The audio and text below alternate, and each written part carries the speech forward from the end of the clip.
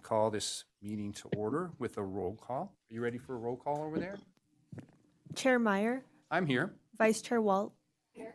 Commissioner Baker Roberts. Here. Commissioner Case. Here. Commissioner McDermott. Here. Commissioner Schutte. Here. Oh, right on. Commissioner Whitefield. From Sweden. A quorum is present. Thank you very much. So that's great that Lisa's with us. Lisa's out of the country, so there you go. Okay, so we're gonna come up for public comment. We're gonna be limited to 3 minutes for public comment at the beginning of the meeting. This is anything that has to do with Carson City Parks and Recreation. So, Jen, are we ready for public comment, everybody? Absolutely. Thank you, Mr. Chair. I know a lot of people are here for item 5C. I know it's adult softball playoffs, but you wanted to get your comment in. So if you want to do public comment at the beginning of the meeting, please feel free. And then you can head out to your game. So I don't want to take up your time. So is everybody clear on that? So ultimately what we'll do is we'll go through public comment. We'll then go through the agenda.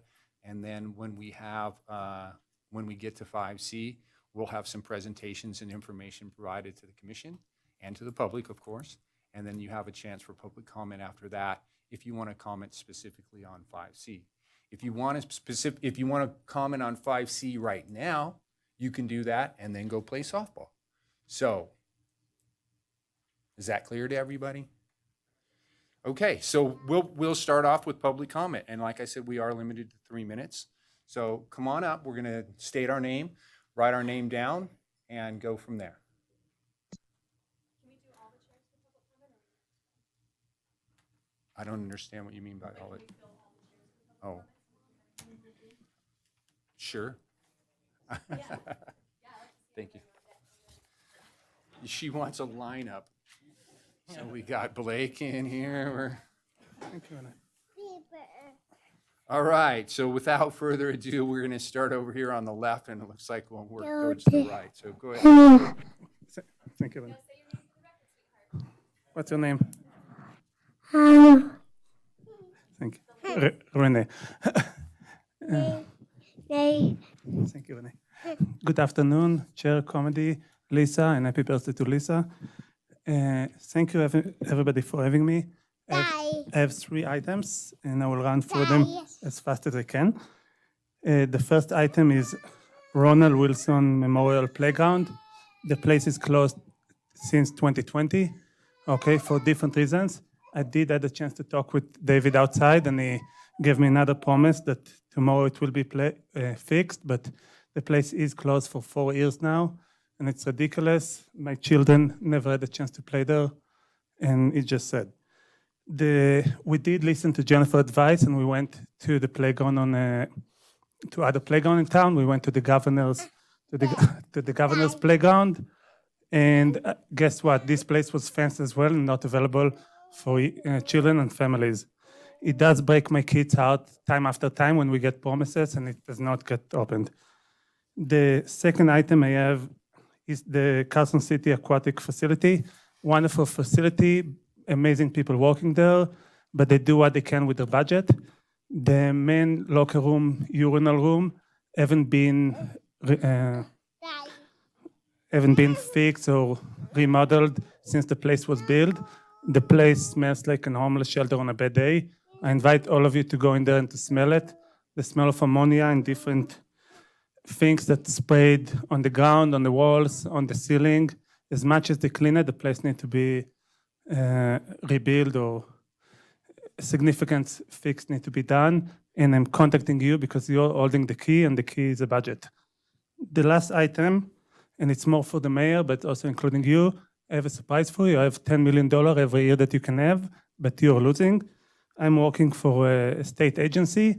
This state agency employs hundreds of people, and now they're opening a second facility, but in Reno, not in Carson. And those are 88 engineers and scientists that are not moving to Carson, that's staying in Reno. And if the average income of each one of them is about $100,000 a year, that's almost $10 million that our community is losing because our community is not accepting young families They don't help young families. For the last couple of years, I'm coming here and asking for your help with those playgrounds. And every time you give me promises and breaking my children's heart. Thank you, everybody. Do you want to say anything? Yeah. Tay. Thank you. Thank you. Blake, will you take that sign-in sheet and pass it to your left there? Thank you, sir. And then make sure your button's green and you maybe can talk and, you can't talk and sign in at the same time? Okay.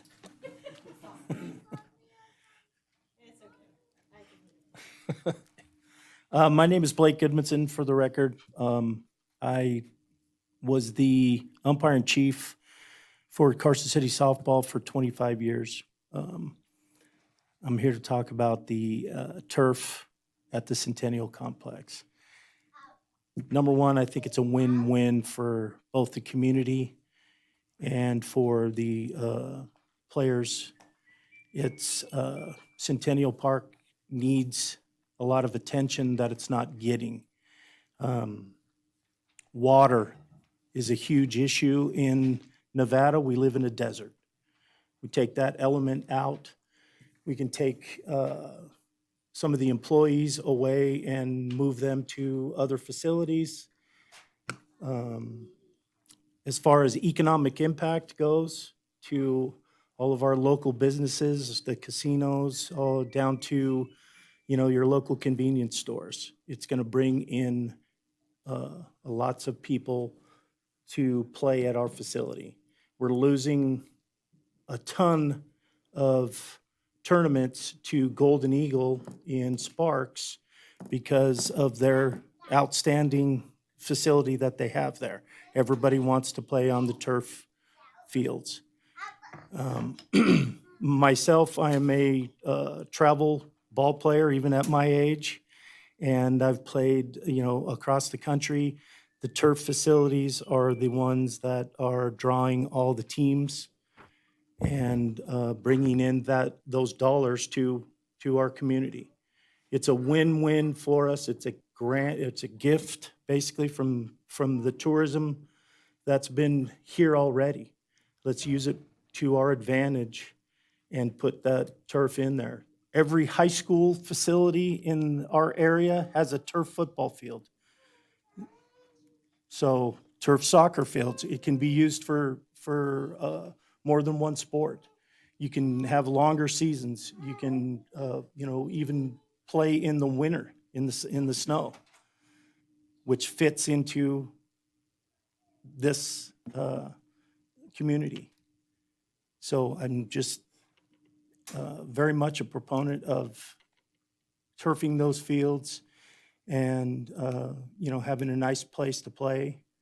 And I mean, right now, the fields are, no offense to anybody, but the fields are terrible. The infields are dangerous. There's, inches, 2-3 inches of sand around each base. It's terrible. You take all of that away with the turf complex. My Thank you, Blake. time's up. Thank you. Blake. Hello, my name is Ryan Dorsey, for the record. I've been a part of the softball community here for about 4 years now. I was playing in Gardnerville before then. I'm here basically on complete agreement with him. I believe that we should convert the fields to turf. Number one, like he said, water conservation. I believe I was told by a source that we use about 9 million gallons of water out there in a 7-8 month period. With turf, that could be cut way down, and that water can be used elsewhere, as well as the safety. Like he said, it's extremely dangerous out there. I can't tell you how many guys I've seen rounding second base or third base and tear their meniscus or their ACL just due to the deep sand. And at 6:30, the first games, they're in decent shape because they watered and whatnot. But by the 8:50 games, I mean, it is just flat out dangerous out there playing in the infield. And like he said, I've talked to a lot of the old timers that have been playing out there for years, and it's sad because they tell me that the softball community here has just died down tremendously. compared to what it used to be. I mean, we have maybe 10 teams on Mondays and Wednesdays, maybe 10 teams on Fridays. Tuesday picked up this year, which was good, but you know, and then also a lot more tournaments used to happen here. And now we don't even get Midnight Madness anymore because nobody wants to put teams in because the fields are just, they're terrible, you know, especially after a long day of playing on them, you know, with not much grooming, it gets excessively dangerous. So anywho, that's why I'm here is I'm definitely for converting the fields to turf. And not only for the safety aspect, but water conservation and also bringing in more revenue into our community due to people coming here to want to play on the turf fields. Like he said, Golden Eagle, I know that that's my favorite place to go and play because it's turf, because it's a nice facility. And so I think that we can kind of get that community built back here and bring in more revenue for the whole community. So that's it for me. Thank you. You can start. Yeah, my name's Mike Wilson. I'm from Southeast Texas. I'm a traveling superintendent, and I've been playing ball all across the country. I've seen this change lives or change the game for people, and not only that, save money in the process. For me, this is a no-brainer, and I'm fully supporting this for the community that has accepted me to play ball with them. That's all I got. Well, thank you very much. If you'd get that signed in, and then we'll pass it down to the lady on the end when you're done. Thank you. Ma'am, you're up. Candace Harris for the record, and just going to change the topic here briefly. So it's a pleasure to be here with you all tonight. I'm here representing our fantastic team of volunteers who organized the first annual Spring Fling Disc Golf Tournament here in Carson City. And it was held in May. The event was a benefit for the Carson City Movers and Doers Adaptive Recreation Program here. And I'm excited to share that success with you all here on the commission, just that the tournament was sold out with 90 players signing up in advance, and we accommodated additional registrations on the day of the event, so a huge success for us. Out of those 90 players, 25 made additional cash donations and significantly boosted the fundraising efforts. So a heartfelt thank you to everyone who participated and contributed. We also received an incredible support from the community with over 25 local and regional businesses donating gift cards and prizes. So that really showed that our community backs up this program, this Movers and Doers Adaptive Program, and our disc golf community. And just to create that awareness around that program was great for us. I recently had the opportunity to discuss with Charmaine, the adaptive recreation specialist, and Andrew, the recreation program supervisor, how we plan to utilize these funds and further support that Movers and Doers program. And I'm thrilled to announce that we'll be contributing $1,500 to the Adaptive Recreation Bowling and Goal Getters programs, both which are leagues that those participants show up to participate in weekly. So we're really excited about that, and believe that we're going to be able to we're excited to see that positive impact that makes. And additionally, we'll be donating $1,100 towards jerseys for the Movers and Doers program. And we believe these jerseys will just elevate the program by fostering unity, raising some awareness within the community. They can wear them and add an exciting new element to this program. So we're really excited that we were able to do that. And lastly, I would just like to thank all of those that helped make this event a success, many of them in this room, but thank you to Carson City Parks and Recreation and Open Space, namely Jen Budge, Dave Navarro, John Costello, Dan Earp, Scott Chapman, Taylor Oshinsky, Eric Klug, Andrew Menendez, and Charmaine Angel. That team really helped us get this thing going, and we're really excited. Thank you to the foundation, our key volunteers, donors, participants, and that inspirational group of movers and doers in that adaptive recreation program that and we just hope that in the future, we're going to be able to continue doing this as an annual event. So just appreciate all of your time this evening, and yeah, great success for that. So thank you. Thank you very much. Danny, you can go ahead and sit down and start if you want.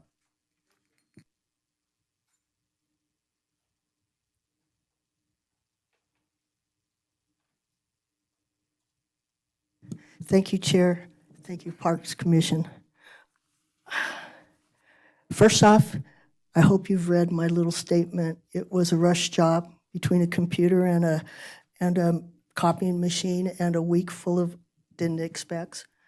I've tried to throw together some of my basics. I've asked you all to do your own homework, your own research, because if I had done it for you, which I had plenty of information to provide, including emails between staff and the new developer that's engineering for artificial turf.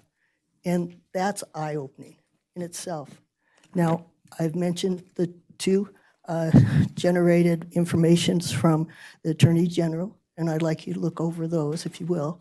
And then I'd also like you to consider the fact that the public, in fact, the people included in those that just spoke, have been sold the fact that it will save us water, it will save us maintenance, it will save us injuries. And every study I've looked at, and I'm trying to say with all my heart, my own preference is grass because I like grass better than artificial anything. Scientifically, I try to put my bias away, which you can't. It's always subconscious or unconscious. But I think I did a really good job. And what they're suggesting that if you extend your season, which you think it's going to be all year round, none of our fields will be unless they're in a stadium. They're not going to be. Up there at that park, the parking alone is going to be an issue. The street up is a heck of a mess. I talked to streets about that, and they hadn't even looked. The considerations for the drainage has to be separate as to what's chosen for the material on the ground. I would have rather waited till this came up as a moment, but that the gentlemen that were up here were very set with having been sold the idea that we're saving water, which I can guarantee you over the life, which is sometimes 8 years, depending on the wear, sometimes 10, and then the life of a well taken care of grass field, grass wins out. You can look over the safety hazards that it provides for children, specific injuries, not only to their lower legs, but head injuries. Most of those are more severe than on natural grass. Now, grass has to have tendencies too, but if you look at the user's manual, which I have in here, at least a maintenance manual that I look through, it suggests, hey, if you hadn't already considered it, you really might want to get an artificial turf specialist out here because it's no game. You have to train every piece of equipment's operators. The time that you have to spend before a game and after a game is really big. Thank you. Thank you, Denny. Did you sign in? Oh, thank you. No, I didn't sign over there. Right here, Denny. Yes, ma'am. You're up. Is there a button there? Is that green for you? Yeah. There Yes, you go. that's You're it. on. Okay. Go ahead. Good afternoon, and hi everybody. My name is Virginia. I'm a tourist. I'm from Italy. I'm here for vacation, so excuse me if my English is not so good, but I hope you can understand me. I want to talk about the same playground that Mr. Singer named before. I don't know if you know which playground I'm going to describe. Okay, I'm happy because I think we have two important topics about this issue. The first one is that that's a really important playground in this city, I think, because a lot of time that I went there, we met wild horses, and it was really, really important because kids understood that it's important to share the same space with horses, with animals, living there, their space, and we can also share the same place. We can live together and respect them. They can take the same place and enjoy together without without have problem. So I think that's a really important place for kids, not like a classic playground, because you have a lot of playground in the city, but I think this is like a special one. And the second, but I think the most important topic is that that's like a new playground. So I think you spend lots of money to build this playground, and I think it's terrible to have like a new one and we can't use it. So my idea is that in my like simple human mind, we can maybe try to spend a little bit more money to fix it and don't throw all the work there without use it and leave it there without anything. So that's all. That's my idea. Thanks for having me, and I hope you understand me. Thank you so much. Thank you. Did you sign in here? Oh. Thank you. Is there anybody else that would like to have public comment before we get the meeting going here? Well, the rest of the meeting going, excuse me. Yes, ma'am. Come on up. You can start right off, and then when you're done, you can sign in over here.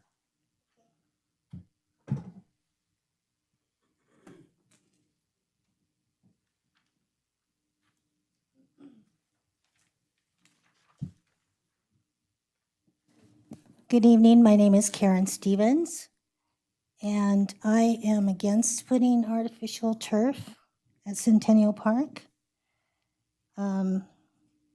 There's just nothing good about having a field of artificial grass on the property.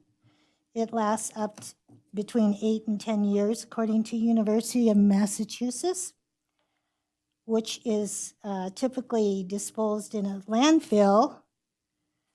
But then what are you going to do when the landfill starts leaching chemicals into it, or even actually while it's still in place, because the chemicals, entire crumb, volatilize into air or leach into the rainwater.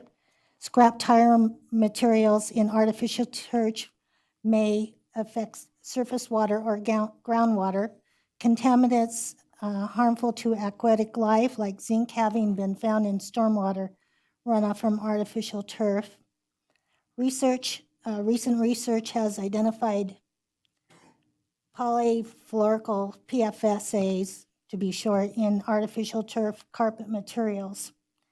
I think that, we just inhale enough plastic in the air, drink it in the from bottled waters, and it's just not a good thing to expose more plastic to our people in this society. I know I'm boring you two people over there, but it's about people. It's not about money. And I think we need to keep that in mind. So that's what I have to say about it. Thank you. Thank you. Ma'am, did you sign in over here? Thank you. Is there anybody else out there that would like to speak before the meeting? We move down the agenda. There will be other opportunities to have public comment.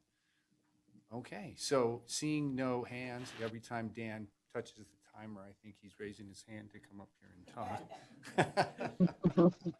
So we'll move down here, and what we're going to do is we're going to go to item 4, which is possible action for the approval of the minutes. So I'll be asking the people up here on the commission if they've read the minutes and if they have any corrections. And those minutes are from June 17th, 2024. Any comments on those minutes up here? No, I didn't have any either. So do I have a motion to get those minutes? I move to approve the minutes from the June 17th, 2024. So I have a meeting. second? Oh, I'll second it. Why not? Here we go. All those in favor? Aye. All right, let's move on. Okay. She was late.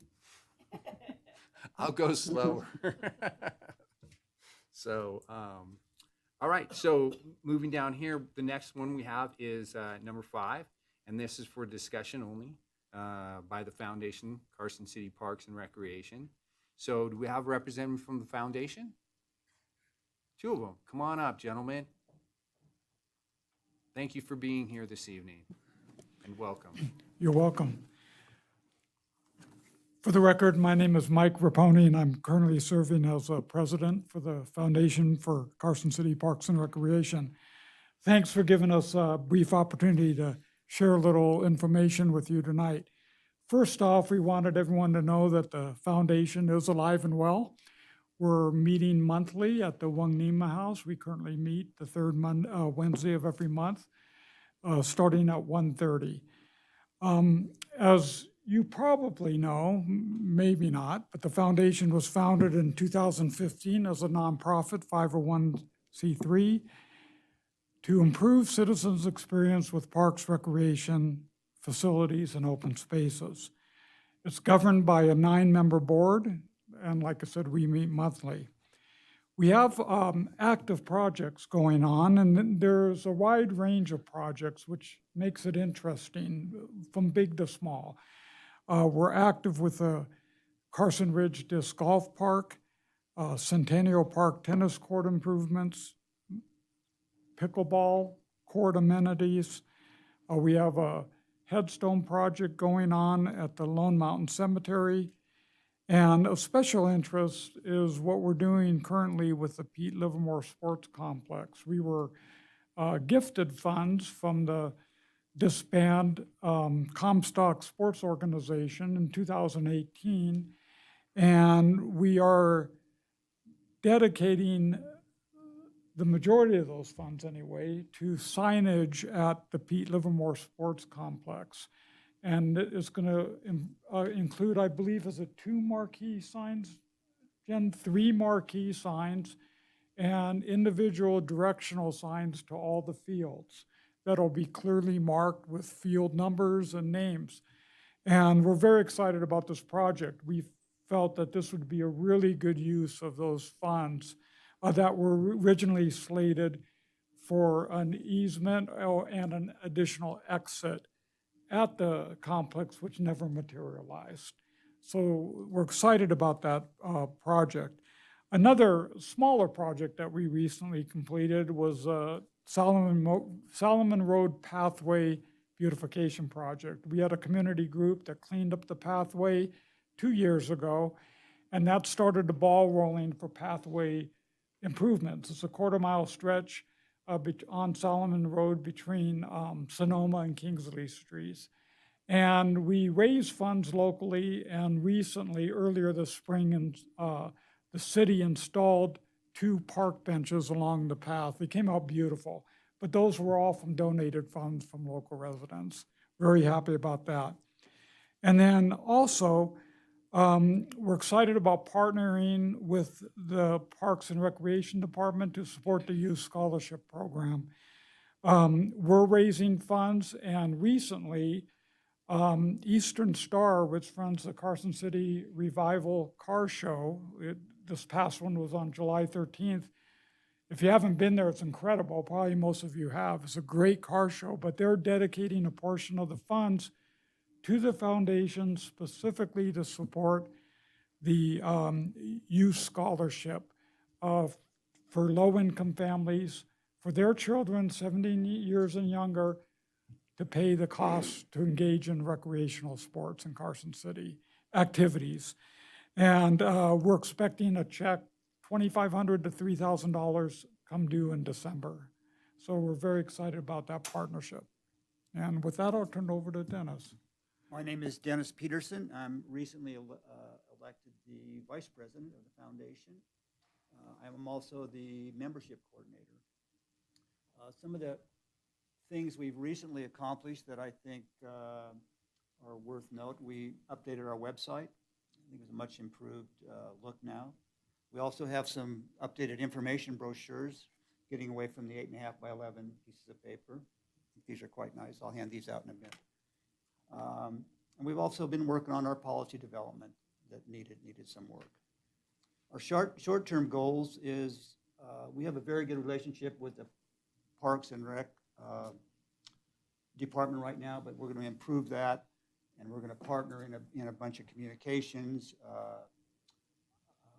events. We partner with them with the car show, and Sheriff's Night Out, we partnered with the parks to give information out and answer people's questions and support and try to get more involvement in the foundation. And we also want to develop a relationship with the commission. You hear about us, but I don't think you've actually had any of us here discussing the projects we're working on and giving you updates, and we plan on doing that in the future. Some of our current other goals, we want to fill some board vacancies. We currently have 2. So if you know anybody who would be interested in serving on the foundation, we have 2 vacancies. The other thing we want to do is improve our public awareness. Not too many people are aware of the foundation, what it does, and how it helps the city's parks and their improvements. And the last thing we want to do is increase our membership. For an organization that has such an impact on our parks and recreation, we have a fairly small membership for what the foundation really does. As far as membership, with our website, now we can have online donations and memberships. People don't have to mail in paper anymore. And we also have automated renewals, so people get notices when they're about to expire, and they can complete all that online. So I think that will help us move forward. Any questions? Any questions from any commissioners up here? Thank you very much, Oh, gentlemen. I do, hold on. I'm sorry, Molly would like to ask a couple You questions. mentioned the website, but maybe just for people that are listening, if you could give us the web address, that would be great. It'll be on the card that Dennis is handing out, the brochure. CarsonCityParks.org, thank you. Thank you very much. QR code on the back will take you right to the website. And then I assume there's a donation button? There's a donation and a join button. Awesome, thank you. Anybody else like some information on this foundation? Thank you again, gentlemen. Thank you. Do you need one? Oh, Jen. That's okay. Thank you, Mr. I'm Chair. sorry. Jennifer Budge, Parks and Recreation Director. I just wanted to thank the Parks Foundation for all their support. They've been tremendous. They've held funds for the pickleball folks, which have almost raised $60,000 for the Mills Park Pickleball Project and so many others. So I just wanted to thank them for their time and support. Well, great. So we're moving. Yes, sir. Do you have another comment? No, I'm just getting my stuff. Okay, that's no problem at all. Just wanted to make sure you were done. So 5B, possible action, discussion and possible action regarding recommendation to the city manager's board of supervisors recording a donation of artwork. And I'm going to stop there and let staff continue. Well, we saved a lot of time. Free art. Rubber stamp that.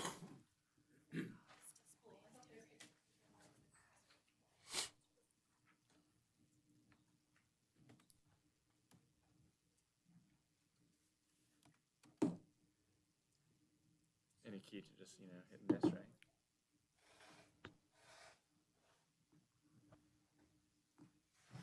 Do, do, do, do, do. Oh, You have to push this I did push it. There we go. There we go. I pushed it like 6 times. Whatever. It takes 7, Dan. Come on. It says 7 right on there. Hello, my name is Anna Freeman. I'm the Recreation Program Supervisor Welcome. for Arts and Culture. Thank you. The Carson City Chamber of Commerce Leadership Institute class of 2024 donated labor and collected donations as part of its class project to renovate and repurpose the amphitheater that previously housed the Firefighters Memorial and the surrounding area in Mills Park within Sealy Loop. This picture is from the ribbon cutting in May.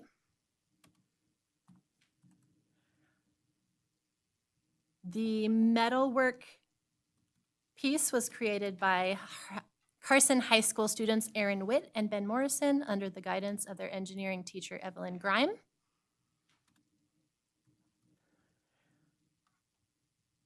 The mosaic tile mural was a coordinated effort including hundreds of community members.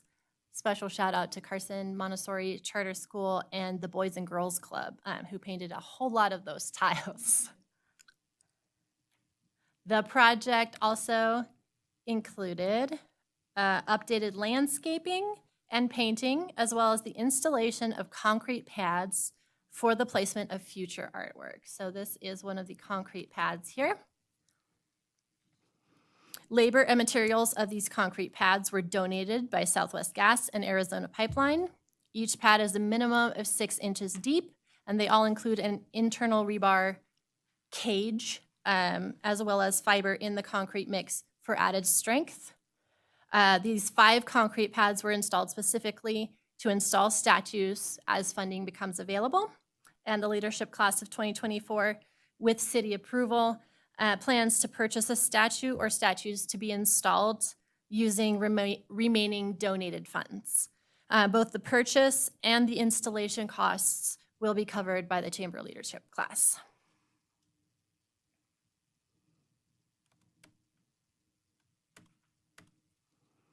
Northern Nevada artist Jeff Schoenberg has a collection of animal statues that the leadership class has identified as potential artwork for this space.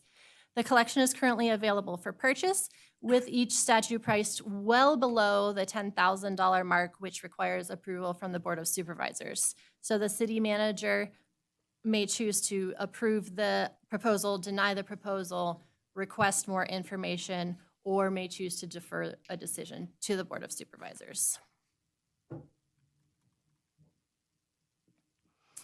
This collection was displayed during Art Town in Reno, and some of the statues have already been sold. In the event that a statue chosen by the leadership class is sold to another party before approval is given, the artist has agreed to create a similar statue, an animal in the same style and the same price range. The Chamber Leadership Class of 2024 asks that the Commission consider recommendation to accept a donation of a statue or statues from Jeff Schoenberg's animal collection, with the selection to be, the decision to be made by the leadership class.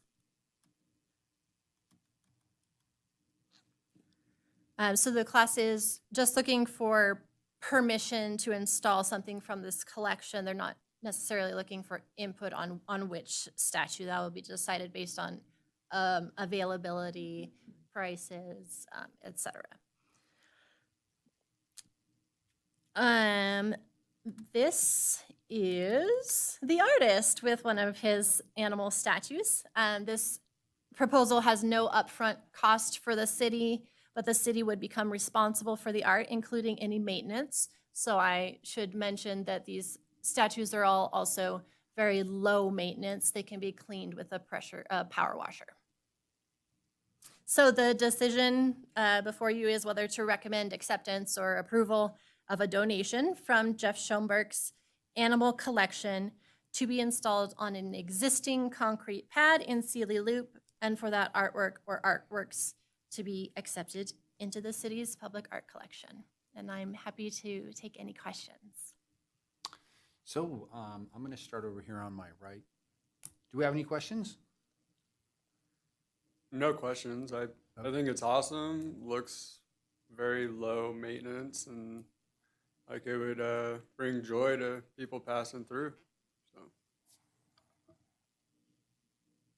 Nope. Okay, so got it. Molly? I love it. It's great. Great. Any comment? I like it too. Thanks for your presentation. I'm forcing people to comment. Do you have which animal did the group pick?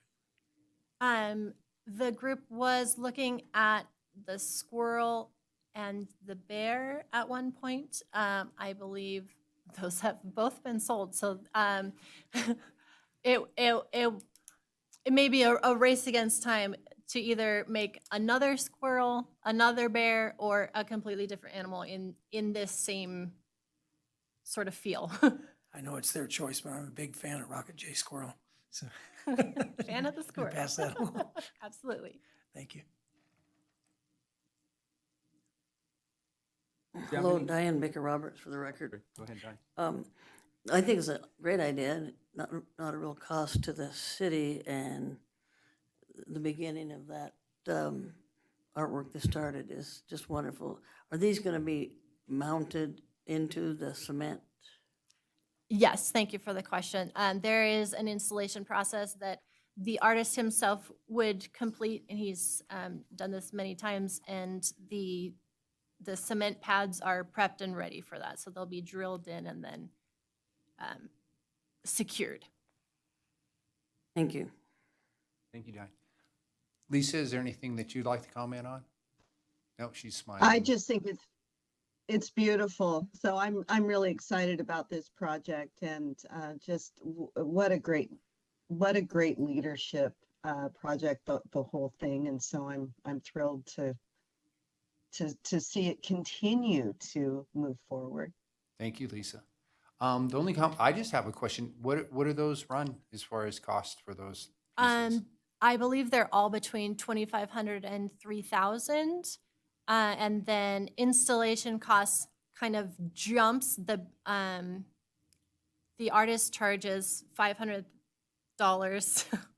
almost $1,000, $500 to install, but then the larger ones like the bear and cub would require like a lift or a crane or something. So the rental of Got it. that So equipment about $1,000. would add to the cost. Well, that's a great donation, so for sure. All right. Well, do I probably don't even have to ask. Ready, Mr. Chair. I move to move to recommend approval of the donation as presented. Do I have a second for that? I second. Oh, well, Lisa wants to, I think she was probably before you since she's about a few hours away. Anyway. 9 hours. It's the middle of the night right now. All right. So with that on the board here, all that are in favor of this? Aye. All right. We'll move on. It's unanimous. So thank you very much for your presentation and the leadership class. If you're out there listening, thank you. It's going to be wonderful to have that over there and liven up that end of the park for sure. Thank you. Okay, so now we're going to have a presentation. This is 5C for possible action, discussing and possible action regarding recommendation to the Board of Supervisors to convert John D. Winter Centennial Park fields from grass to synthetic turf. Jennifer's going to start this off. Then we're going to go through several people on her staff that are going to talk to us about this project. We'll have questions for them and so forth. Then we'll get into some public comment. Jennifer, are you ready? I'm ready. You're ready to say, Thank you. Dan, go, right? All right. In a minute, I'll let him get. Okay, get thank you, settled. Jennifer. So here we go. Yeah, well, thank you, Mr. Chair. Jennifer Budge, Parks and Recreation Director. The Carson City Culture and Tourism Authority and the park staff have been discussing the possibility of synthetic turf at Centennial Park for years now, based on feedback from users and tournament organizers on the existing field conditions.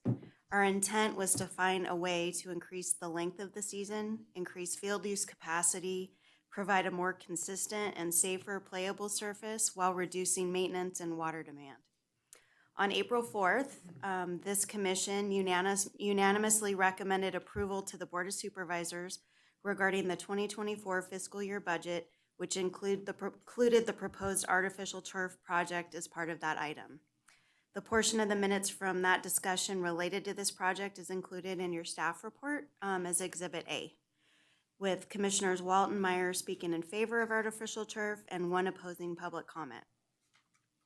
On April 10th, 2023, I made a presentation to the CTA board regarding the artificial turf project, which is included with your staff report as Exhibit B. We also emailed you all a link to the video presentation so you could familiarize yourself with the scope of that project that was presented and the feedback from the CTA board. For the benefit of the public, I want to kind of just briefly go through the presentation that I provided for the CTA so you can refresh your memory about that and include that for the public so they know what the CTA board voted on and approved as it is their funding that's supporting the project.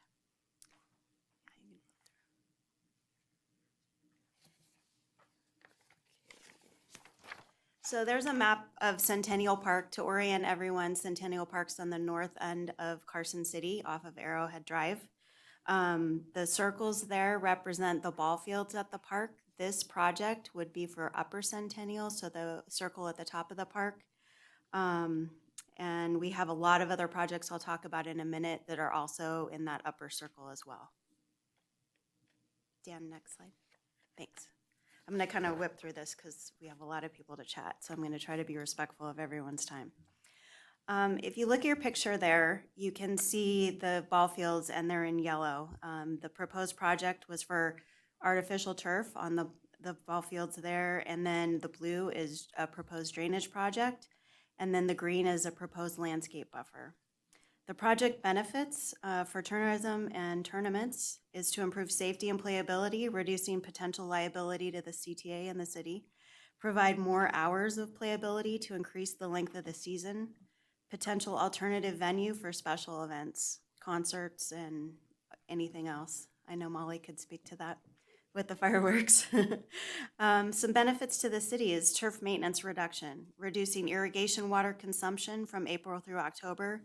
The city uses approximately 8 millions of water at this facility. That's our potable drinking water. It is not reclaimed water at the park. There's reclaim at the golf course, but not at the park proper. Reducing maintenance labor, mowing, expenses on current irrigation system, allowing for increased schedule due to limiting the amount of tasks needed in between games. Reducing skin dirt, infield maintenance, eliminating the following: dragging of fields daily, watering of fields for dust control and playability, chalking or lining of infields for games. The recreation benefits are increased recreation programming, time, and opportunities, which is a real benefit to the local community, funded by room tax and our visitors to the community. Providing a safer and consistent playing surface for users, providing opportunities for alternative programming like cornhole, futsal, all kinds of different activities. Next slide, thanks. So the scope of work and the budget that was presented at the time, so when you look at dates, I presented this in 2023, so I didn't want to change anything from what I presented so you could understand the time frame from the presentation.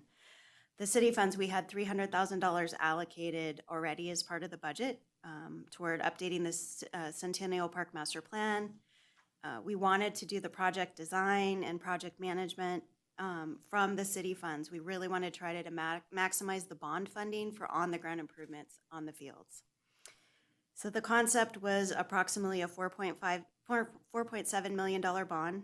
It would be for construction of improvements. It'd be for purchase of maintenance equipment, materials, and supplies related to artificial turf. A drive or tow-behind sweeper, stockpile of fill material, machine to apply disinfectant, and a supply of disinfectant. The estimated time frame when it was April 10th, we were going to the Board of Supervisors April 20th, which did happen, and they approved as part of the budget. And then the bonding taking 6 to 9 months. The bond was sold on March 6th, 2024 of this year. So the bond's funding is already available. We were going to retain a design consultant once the bond went through.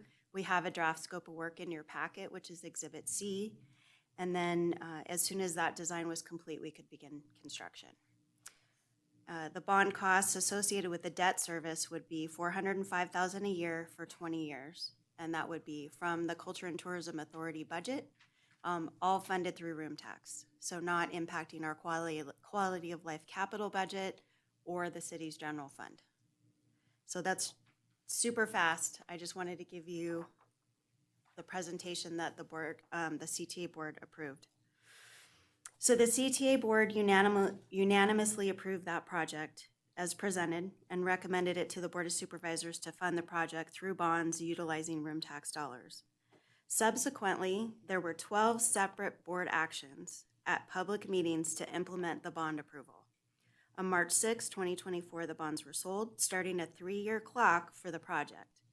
Should the bond funds not be spent or aren't spent on time, there are significant financial penalties, fees, arbitrage, and potentially taxable impacts to the city as a result.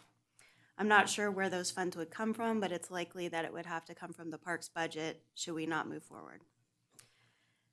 To review next steps, if the commission recommends the use of synthetic turf tonight, the next step would be to take a design contract. The scope of work, as I mentioned, is Exhibit C in your packet, to the Board of Supervisors for consideration. I do want to note that we have not selected a specific synthetic product, and if this moves forward, the designer would assist us in selecting a product or product choices to best meet the city's needs. If the commission recommends natural grass, then I would need to go back to the CTA board for discussion to see if they would want to consider funding a different project scope at Centennial Park, and it could be possible that our bond funding would be lost if they did not want to choose another project. Let's see.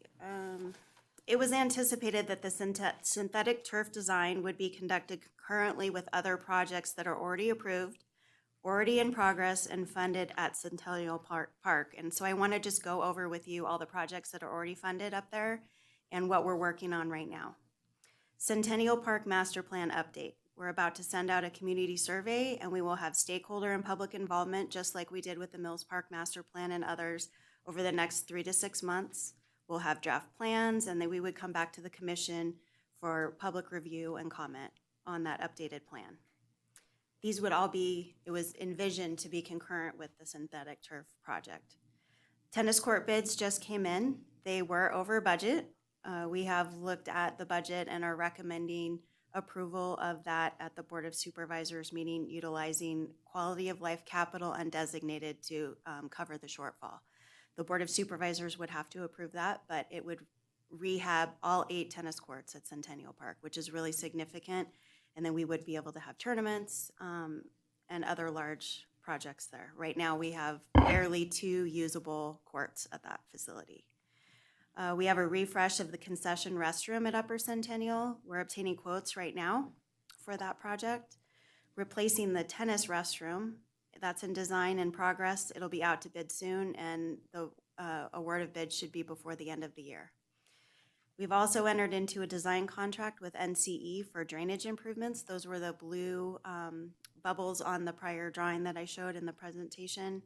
And we have to have the drainage regardless of what we do with the master plan. We want to protect the investments that we have up at Centennial. We've had sediment go onto the fields. We've had the tennis courts undermined due to bad drainage, all from up on the hillside. So we need to capture that regardless.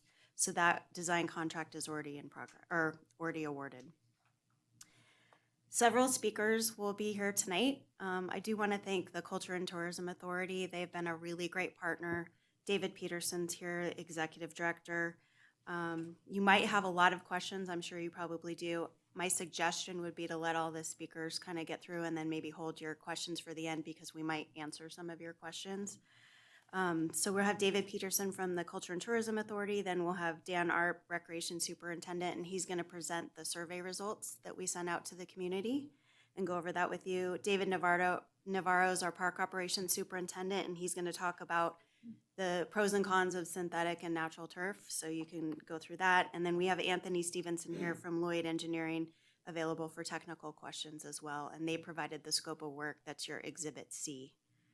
I do want to point out we had some written public comments submitted tonight. Hopefully you guys all looked at that. It is posted on the website and was emailed out to the commissioners. We had 5 comments in favor and 1 against in writing. David, did you want to start? Sure, Jen. Thank you so much. Thank you, Jen. Good evening, Chair Meyer and fellow commissioners. For the record, David Peterson, Executive Director with the Carson City Culture and Tourism Authority, or Visit Carson City, as we are known in the tourism arena. We are the destination marketing organization that promotes Carson City to the rest of the world. My comments today might be biased a little bit from the visitor's perspective, so forgive me. But having said that, if I might take the commission back to the fall of 2022, when the CTA found its way into the whole Centennial Field update effort. Director Budge and I were talking about some of the issues that were going on up at Centennial, whether it be field conditions, shortness of the playing season, a lack of non-stick and ball sports opportunities, just to mention a few. At the time, it sort of dawned on me that we, Visit Carson City, could put our single funding source, overnight visitor-generated room taxes, to work. And as a reminder, it is overnight visitors, not Carson City residents, who will be paying back the $5 million bond. It just happened to be that I was putting together some finishing touches on our strategic visitor experience outline and guidance document around that same time. And after extensive research with our different stakeholder groups, including past visitors to Carson City, the research sort of led me to this unique observation that was central to that particular document that drives my organization. And that is that we, Visit Carson City, serve as the voice of the visitor. We are truly informed and inspired by the mind of the travel consumer. Listening to these folks, in this particular case, past attendees at the different softball tournaments that have taken place up at Centennial Park, our tournament owners and directors, in addition to our lodging property owners and small businesses, it became clear that they wanted to see Centennial transformed into a modern facility, one with synthetic turf, for the following reasons. Consistency of play. As we oftentimes share tournaments with our partners in Washoe County, many who already have turf fields. Playability, including extended seasons, with turf allowing for an earlier start and end to the current season. In addition, it allows us to bring in additional tournaments, one, but also to leverage the fields during our shoulder seasons, driving new visitor investment for Carson City during our admittedly slower times of the year. For existing and new events, the turf fields would allow for a significantly shorter turnaround time in between games, which would allow for additional teams to compete, meaning additional visitors and spending in our community. I should also mention that there would be an inherent benefit to the community-based leagues as well, as their playing seasons could certainly be expanded in addition. A longer season would eliminate some of the existing conflicts that occur right now between league play dates and our efforts to bring in out-of-state tournaments, because there's a lot of overlap that sometimes happens there, which has cost us out-of-area tournaments, unfortunately. Having turf fields would allow for the possibility of different types of sporting events to be played at Centennial. Think lacrosse as an example. In addition, closing event concerts could be staged on the fields as well to really up our sports tourism game. Speaking of concerts, we work with many different arts and culture organizations at Visit Carson City who've expressed interest in potentially having their event out at Centennial, possibly some festivals, art shows, and the CTA board was most interested in this particular possibility. And finally, my team will be partnering, I'm happy to say, with Director Budge's team next month at Teams 24 in Anaheim, California. And we are making a substantial investment, probably $10,000 to $15,000 out of our events and sales program budget for this particular event, where we'll be meeting with different types of sporting event owners and directors to bring new events to Carson City, as well as different event owners looking to take their show on the road to Carson City. So we've had a lot of interest on the softball front, I'm happy to say, including a company out of Texas who's chomping at the bit to get out to the Centennial Fields once they are completed with the new turf. The opportunity is here, I'm happy to say, in front of us right now to spur additional visitor investment in Carson City to not only benefit our lodging properties, who is our direct stakeholder group, but our restaurants, our bars, our museums, our galleries, gas stations, and the like. So with that, I will thank you all for your time tonight.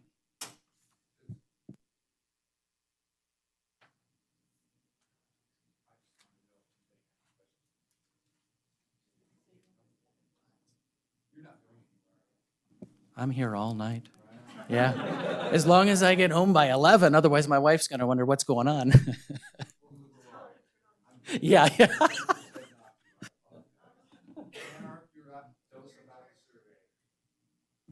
right, thank you. So for the record, Dan Arp, Recreation Superintendent. So we just, we threw a survey together just to kind of get an idea as we were preparing for this meeting. We wanted to make sure that we had asked the sporting community what their thoughts were on synthetic versus natural. And so unfortunately, as we're preparing for this, it was relatively short notice. So we had about a week that we had the survey posted, which isn't a lot of time, but even in that week, we had 760 respondents, which is almost up there with like 760. It's getting up there with like dog park policy. So like that's, So the original intent when we designed the survey was to just send it out to the users of Centennial, because really we wanted to hear their voices and see, since they're the ones who are using the facility, make sure that we're not trying to recommend something that they don't even want. So we wanted to hear from them. So that's who we sent it out to originally. And then we were asked to send it out to the entire community. So you'll see through the results, we kind of have kind of the sporting community and then the general public kind of mixed in. on their views. And then we have some stats that we tried to sort out who is answering what, and so that we can hopefully, come up with some data from that survey. But at least with 760 responses, it's we have some data that represents, it's a good representation of the community. The first question that we asked was, which outdoor sports do you or your family currently participate in, or would participate in if available? And so this just kind of gives us an idea of who is filling out the survey. And obviously there's a variety of sports that are listed here, and not all of these are offered at Centennial currently.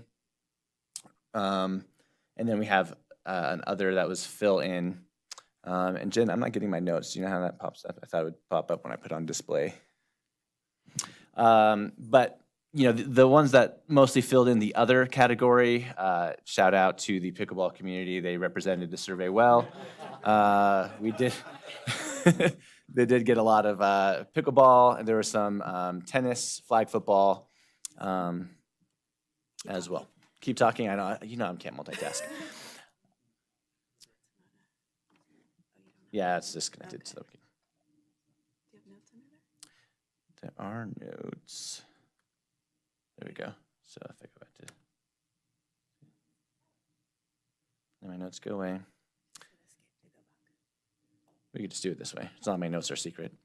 And then we'll go to, so that just kind of gives us an idea. And this actually will come back to an important slide because, as I mentioned, we originally intended this to go out to just the user groups. Then when it got a lot larger response from the community, we wanted to try and sort out the users versus the non-users. And so we used this slide to try and determine who that was. And when we look at the primary programs that are being held at Centennial, which is adult softball, kickball, and soccer. And so we'll come back to that, but that's when we determine who the primary users of Centennial were. It's going to be the people who answered that those were the sports that they participate in.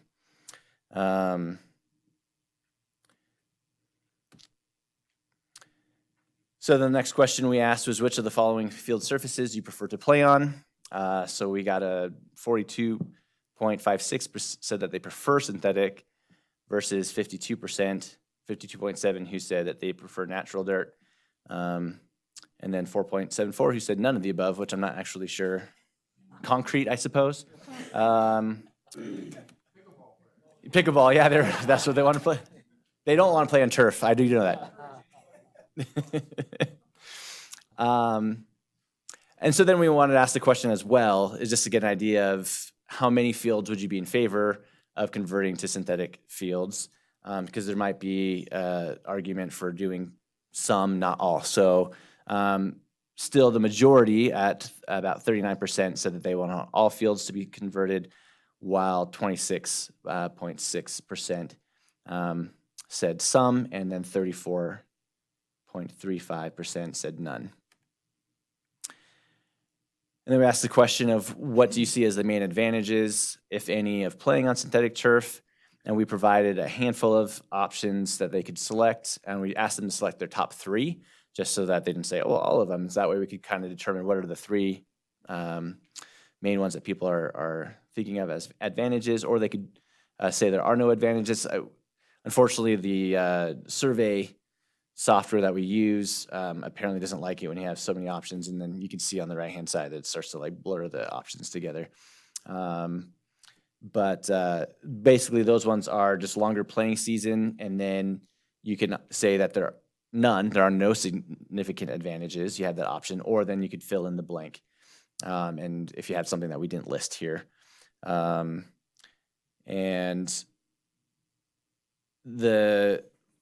So obviously the highest ranked was easy maintenance, followed by consistent surface, followed by water conservation, were the highest three things that were selected. On the other category, the most common answer that people typed in was safety, which I thought was interesting. You'll see on the next slide, which is the opposite question on disadvantages.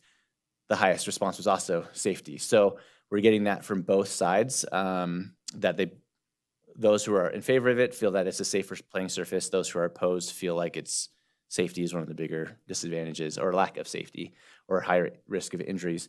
So we're seeing both, but the responses on this particular question were more focused on softball specific, because a lot of them were talking about safety with ball bounces and injuries that are related to softball, and they feel like synthetic turf is a safer playing surface in those aspects.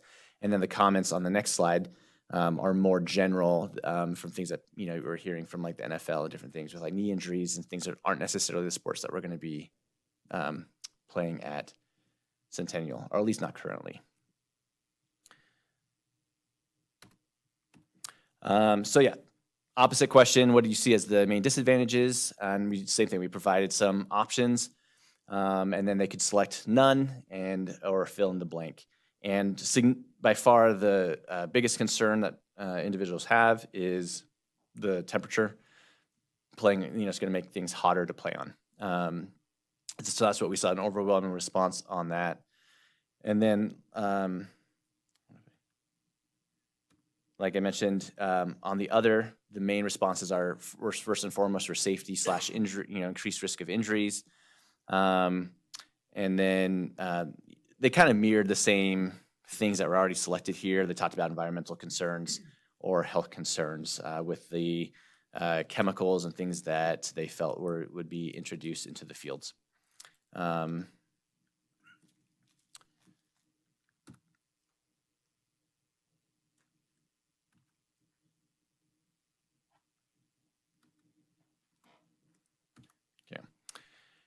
Then we asked if they had any concerns with playing on synthetic turf. So the majority of those who responded, of the 760, responded with no, they do not. So that was 62.14%. And then 37.86% responded with yes, they do have concerns. If they answered yes, they had an option to fill in what those concerns were. Nothing different than pretty much what was expressed in the previous slide.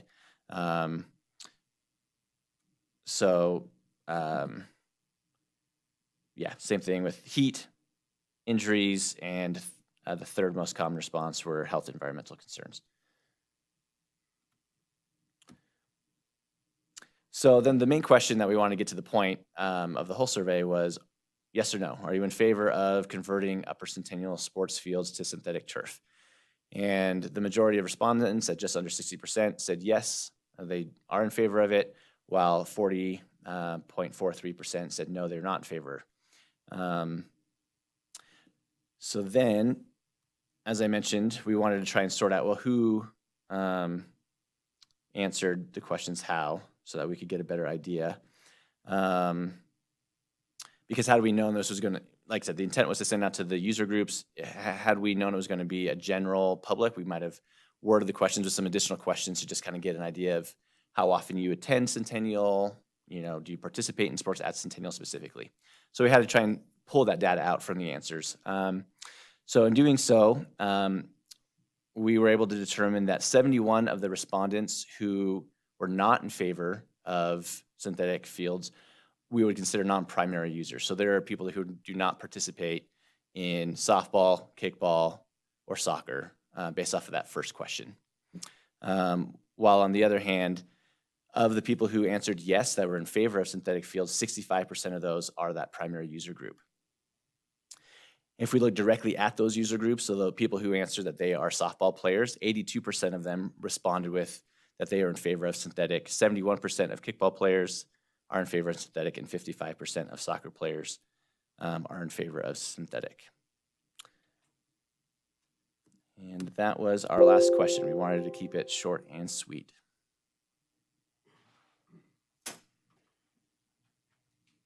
Oh, I guess.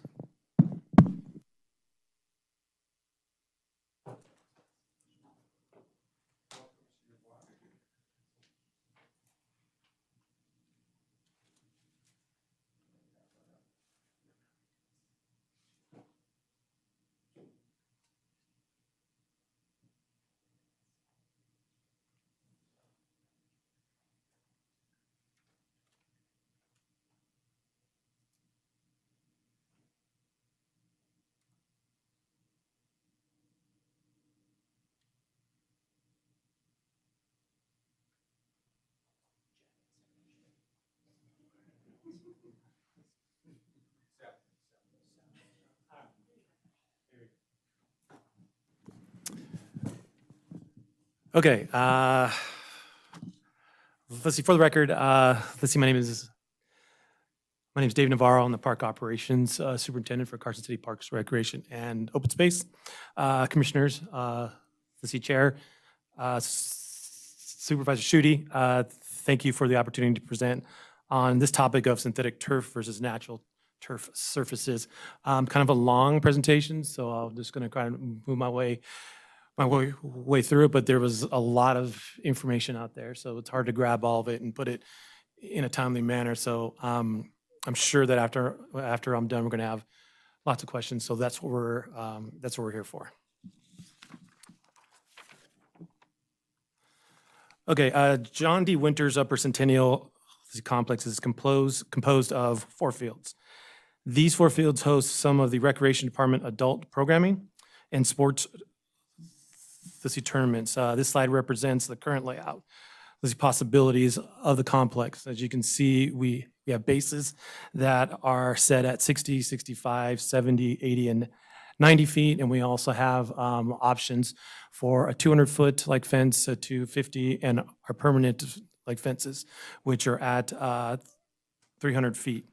In addition, this complex is generally available for use from April through October for any programs. This page was put together to show the overall use of the facility and the number of games that are happening per season. The highlighted, green are the highest game totals for the given sport, and then the blue indicates like the lowest.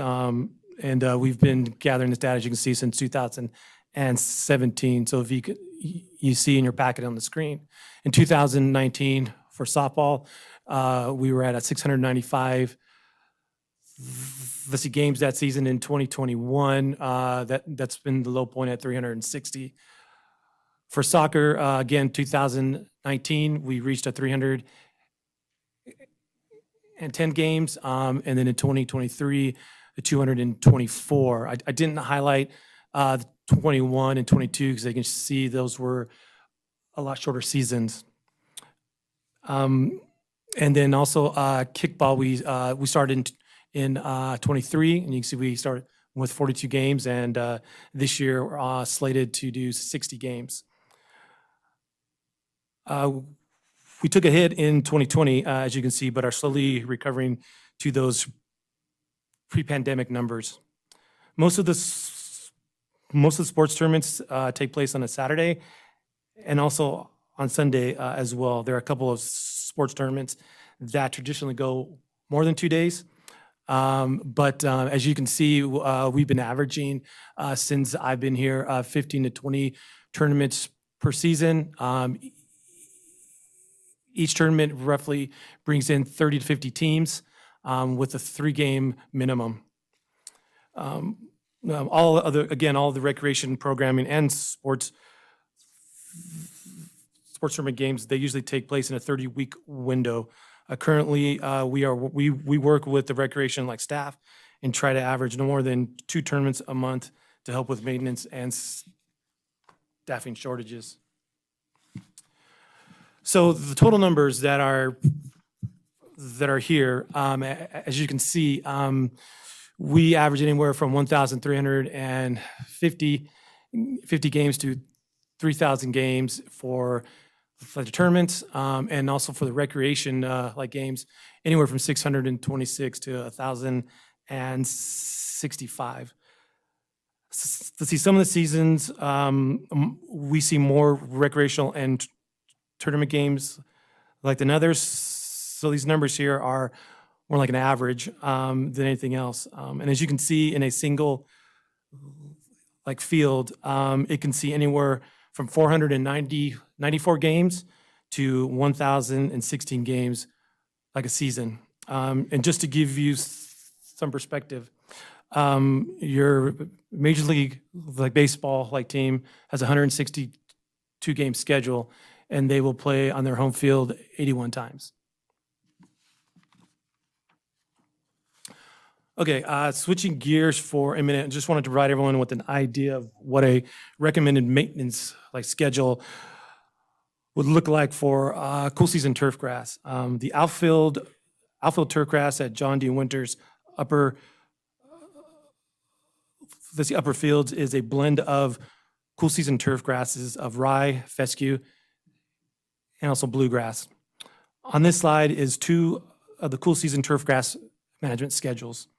The one on the right comes from the Sports Field Managers Association and is a general overview of a maintenance calendar of a cool season turf grass in any part of the United States.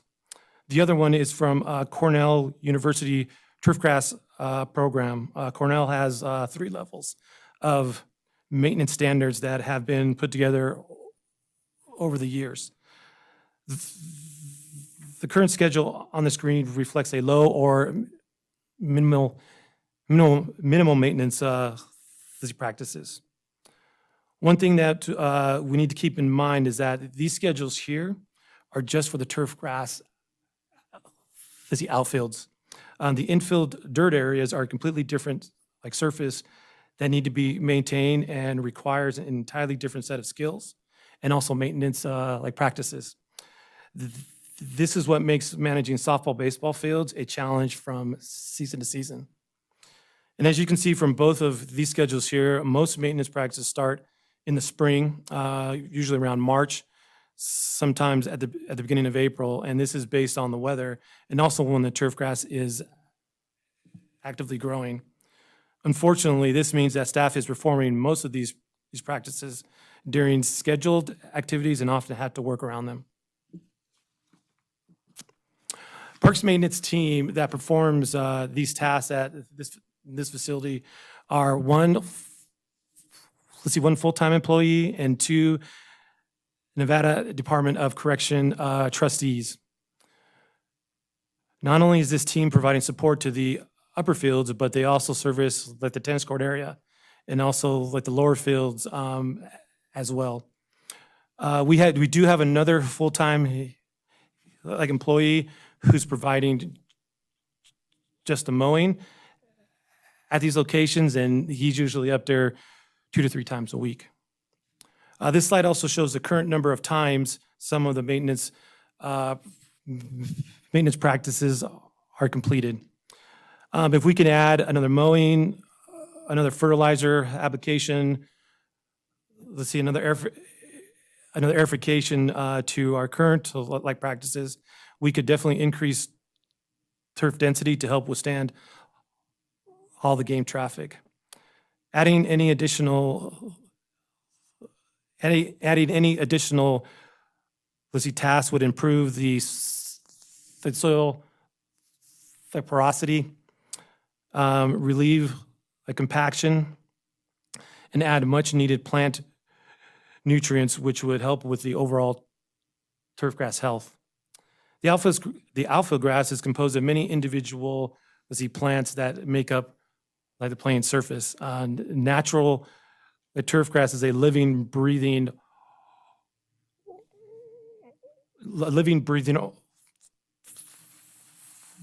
organism that often responds dramatically to its environment, weather, and also maintenance practices. And this is usually not consistent from one growing season to the other. So let's look at the skinned areas or for the dirt infields. This portion is where staff spends most of their time. This can consist of a variety of maintenance tasks from dragging to rolling, to watering, chalking for games, and also adding clay products to the batters boxes, and also to the pitching areas as well. Also, there is a transition area from the skinned area also to the grass outfield that needs to be maintained as well. Okay, so what are the current field issues and concerns? As you can see, what's on this slide here. It can take one rain, snow, weather event to a natural turf grass field to make it make it unplayable. If play did occur during or directly after one of these weather-like events, it could potentially damage the field and make it unplayable for like a long period of time. The native soils in the outfield, like grass areas, and also in the dirt infields, have been like designed to hold as much moisture as possible and are not very porous. During large rain events, drainage like design is for like the sheet flow because it does not drain very well or also very fast through the soil like profile. The fields are also not very level as staff have been able to provide consistent maintenance throughout the seasons. Fields often dry out and become hard in some places, and in the heavy traffic areas of the infields, the soil like profile tends to break down and becomes very soft. When this happens, the infield dirt becomes very mobile and is pushed out of those heavy use areas. If it is not pushed out by use, then the winds will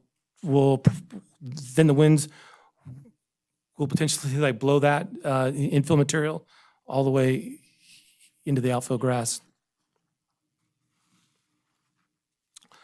So before going into the why to consider synthetic turf, I wanted to show that the natural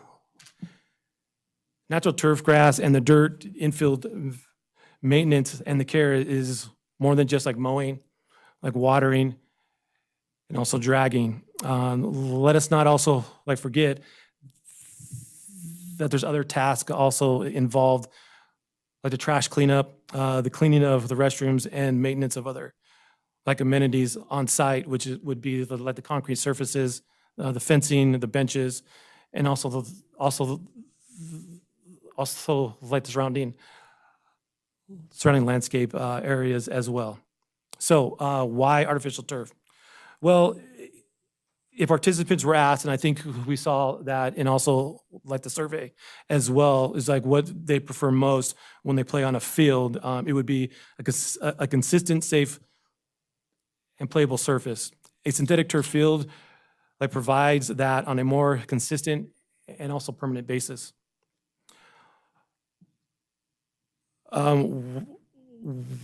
Also, like participants, they don't have to worry about the balls like taking bad hops, tripping over like the lips, as we call it.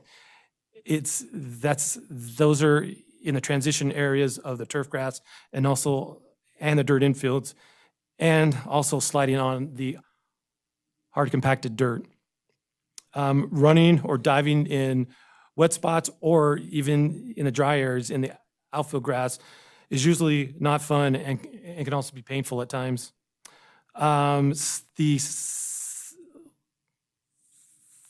synthetic like fields, those are always game ready. Maintenance of synthetic turf fields is consistent, it's predictable, and it's also less intensive than a natural like surface field when looking at softball, baseball fields. Why would the Parks Department consider synthetic turf at this complex here? So for the current and the future use of this facility, it would provide the most consistent and best playable like surface on a regular basis.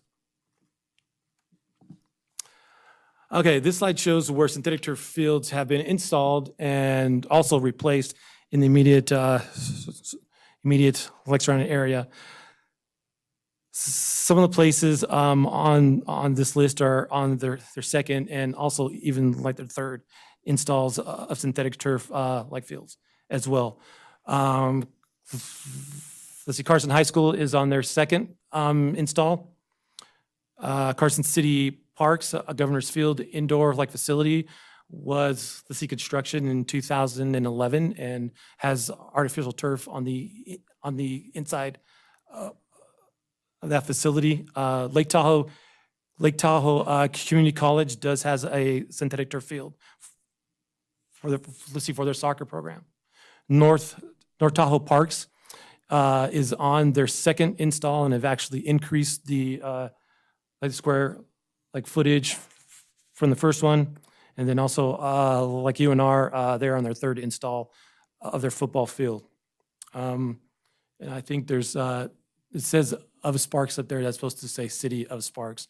And that's the Golden Eagle Regional, Golden Eagle Regional Park complex. And at the time, when Golden Eagle was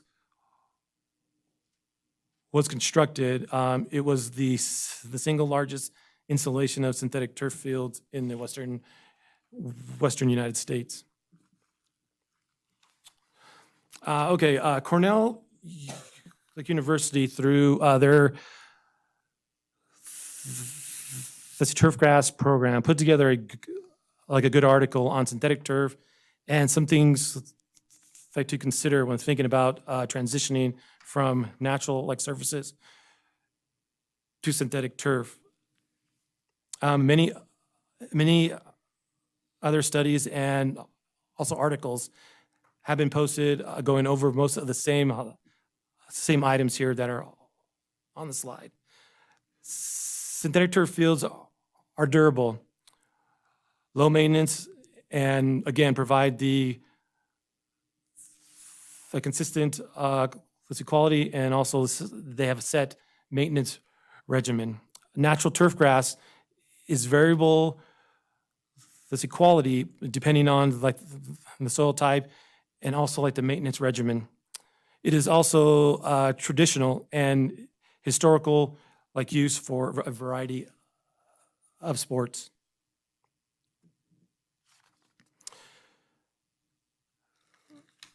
Okay, this slide here, as you can see, has some of the health impacts and also the concerns as well. As we know, synthetic fields, it's the heat. They get hot. Natural turf grass, they tend to dissipate the heat, and they're cooler. Synthetic also abrasions like burns that provide a more concern for the openings like bacteria. Abrasions, burns, and grazes on natural turf grass is not as high, but on a dirt infield, those risks go increase because of the materials that are used there. There is the concern about traction as well. And then I just wanted to add a couple things here. The heat concern has been around since the first generation of the synthetic fields, which was produced and installed in the 1960s. Over the years, the industry has continually made improvements to these synthetic turf fields. Currently, the industry is on its third generation of the turf systems. The use of water delivery system or an irrigation system has been encouraged for use. The cooling effect from the water would help, but initially, the cool surface, but it would also return to the original temperatures probably within a few hours. There have also been improvements to the infill material for synthetic fields. There have been infilled materials that have been more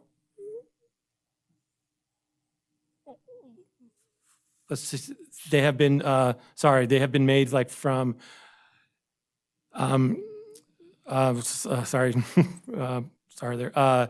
they have been made from recycled coconut husk, and also from natural cork as well. And those have been providing also cooling temperatures and when they have been incorporated in the turf systems. One concern has also been staph infections with the fields. Some feel that there's a greater potential because of the abrasions that were mentioned earlier. Penn State University did like a study, survival of staph infection, like bacteria on synthetic like turf. In the study, they like inoculated the staph like bacteria on the natural and synthetic like turf surfaces in an indoor and also outdoor environment to see the survival rates. In conclusion, the outdoor like study, the bacterial like survival rates were much lower under under outdoor like settings with higher temperatures in the presence of like UV light. Exposures to UV light and also the higher like temperatures seem to be the most effective like disinfectants when compared to other like detergents or also like chemical treatments. Oh, sorry. The Epstein Family like Center for Sports Medicine at the Keck like Medicine of USC Los Angeles, they posted like a study, the epidemiology of anterior cruciate ligament injury on a natural grass versus artificial turf in soccer. In this study that was posted in the Orthopedic Journal of Sports Medicine, they looked at Division 1, 2, and 3 levels of men's and women's the soccer programs from 2004 to the 2014 like season.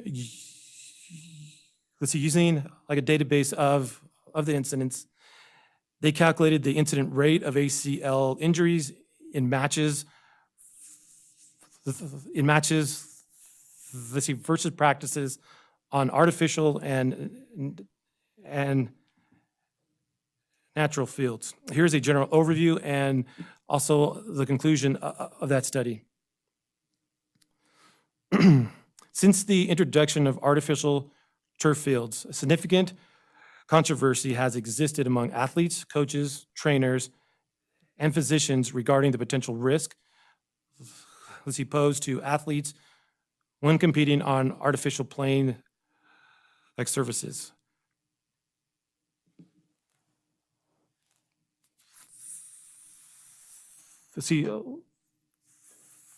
The proponents for artificial turf have argued more improved like durability, more consistent like field conditions, and overall lower long-term cost.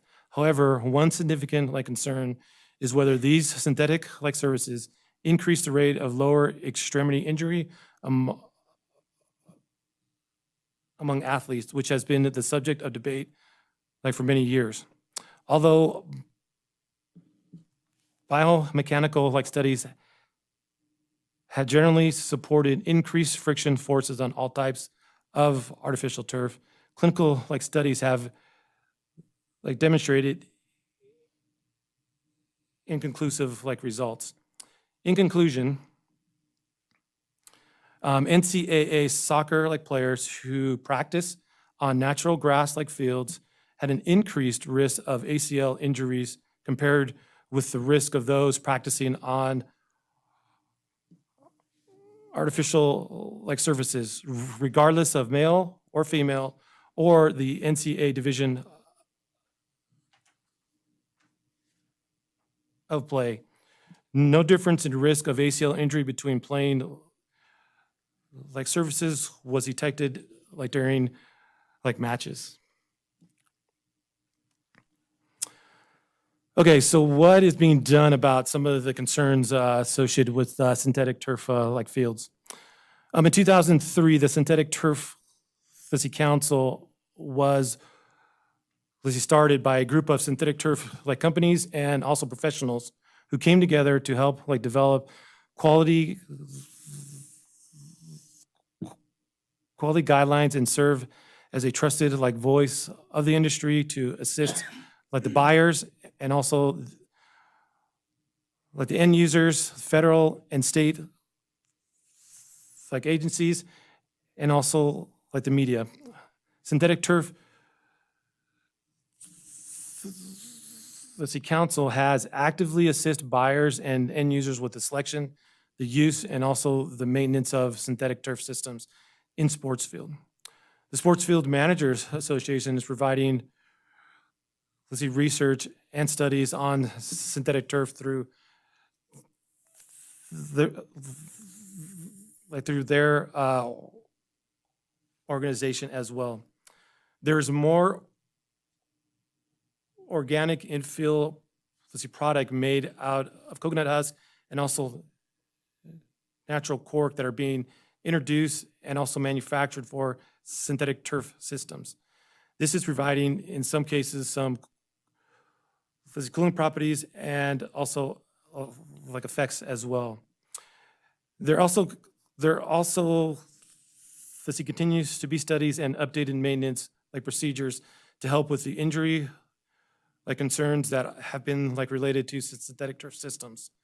The tools and also technology are also available to measure the depth of the infill product and also the surface hardness of the fields.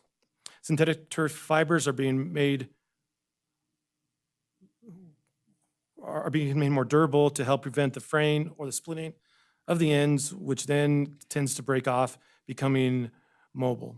Also, manufacturers are providing PFAS-free and infill-free, that means no crumb rubber, synthetic turf systems. I'd like to point out the one show and tell object I had here. This is from a manufacturer who stopped by and provided their product. And this product here is made by Tenkati grass. This is their model. Does not require an infill material and is also one of the ones that is PFAS free. So they stopped by and dropped off this sample here. So if anybody wants to take a look at it, yeah, we can pass it around.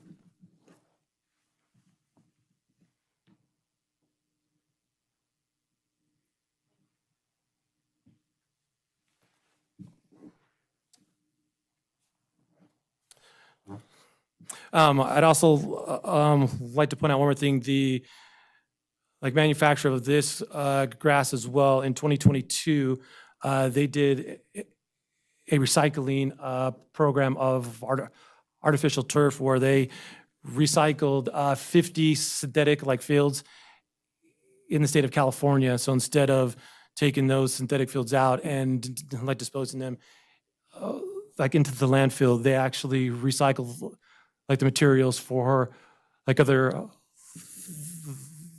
uses, and they partnered with Exxon Mobil when they did that.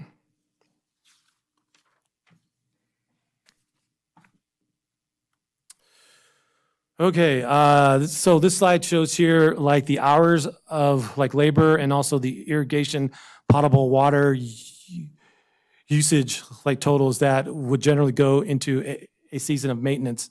As you can see in the upper left corner, since 2021, on average, there have been 8 million. Let's see. On average, there has been. Let's see. 8 million gallons of potable water being used each season. The estimated total labor hours would be anywhere from 1,787 hours to 2,298 per season. Natural turf grass hours, which would be the mowing, the aerification, the fertilization, and the edging would be 277 to 338 hours that could be reallocated to other maintenance tasks. For the skinned areas, the dirt, there would be material savings as we wouldn't need to chalk, we wouldn't need to roll those areas or add any clay products into the batter's boxes and also the pitching areas as well. Depending on the type of synthetic turf system, pesticide applications could possibly could possibly be like eliminated as well. There may be some field like painting like needed, but that would probably be like reduced because we would take those outfield lines and we would have them stitched in. Every synthetic field system will have a recommended maintenance practice that would need to be followed to maintain like the warranty of the product. The Sports Field Managers like Association, in its guide to synthetic and natural like turf grass for sports fields, let's see, have estimated that maintenance costs for synthetic turf fields could range anywhere from $5,000 to $25,000 like annually. Some of the recommended equipment in this guide, the Parks Department currently like have and can be like used if the fields are converted to synthetic turf. By reducing some of the equipment like used, the mower and also like the drag, those pieces would see extended like time of service like before that they would need to be like replaced. In addition, there would be like some cost savings on the infield clay bricks and the products, the infield mixes, like the fertilizer, there's pesticides, like the chalk, and also like the seed for this complex. If a water system is needed with the synthetic turf, there would still be a significant water like savings from the current 8 million gallons of water that is used every year. Staff reached out to the city of Sparks and talked to them about their complex. So these are their pros and cons on here. You'll notice, like in the programming, what they do is they have a natural surface field that they close down. We do the same practice, but what they're able to do is take those programs and move them over to like synthetic turf. They also on the injury like rates, the city of Sparks also they acknowledge that there may be like a risk, but have not seen like the correlation at their facility.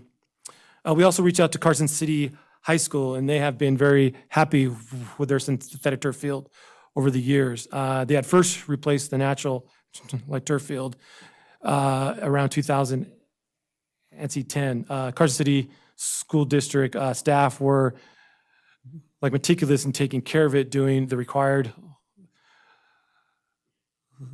grooming, and got about 12 years out of it, and just recently replaced and installed like their second one. They do have like irrigation, which consists of like water cannons that can be hooked up whenever needed. Overall, they feel it saves an incredible amount of time in terms of like field maintenance. They don't have to aerate, resod, like overseed, and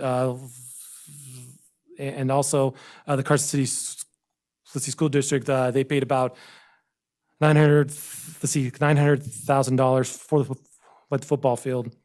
They also feel that if they went back to natural like turf field, that it would like require them to hire back like another grounds maintenance staff like person to help manage that like field, and then they would also have to incur the like additional like costs for maintenance, and also they'll have to water like a lot more. Okay, final thoughts. So natural surface fields can be maintained to play as consistent as a synthetic like turf field. This tends to lead to a higher like construction cost though, and also maintenance cost. The infield maintenance on dirt like infields is where 80 to 90% of the resources, which would be labor, materials, and equipment, is like dedicated like 2. The dirt areas are usually around 15% of the total area of the field. The synthetic turf fields tend to have a higher construction cost than natural like fields, and that they would also need to be replaced at some time, as we know. This will usually occur between like 10 to 12 years. So this page here is a list of like the resources and the links that we looked over while deciding whether or not to recommend synthetic turf fields for the John D. Winter Centennial Facility complex. I would like to point out like the EPA link at the top, which by the way was over like a 900-page like report. But in that, the environmental protection like agency, the CDC, the Department of Health and Human Services, and the Agency for Toxic Substances and Disease Registry recently released a report prepared to communicate to the public the research that was conducted as part of the Federal Research Action Plan, otherwise known as FRAP. The findings were released in April of this year to address the public's concerns about the use of recycled crumb rubber on synthetic turf fields. The FRAP focused on assessing potential human exposure, which includes conducting research activities to characterize the chemicals associated with recycled tire crumb rubber, and to also identify the ways in which people may be exposed to those chemicals based on their activities on synthetic turf fields. Overall, the study found no significant difference in the exposure from certain chemicals found between players who played on synthetic turf fields that use the crumb rubber infields and those who played on the grass field. So that ends my presentation. With me today to help answer any of the technical questions that the commissioners may have about the synthetic turf system is, as Jen mentioned earlier, Anthony Stevens from Lloyd's Sports and Engineering, who we have been working with on a design contract for John D. Winters. And also we do have staff from the recreation department and also the project management team.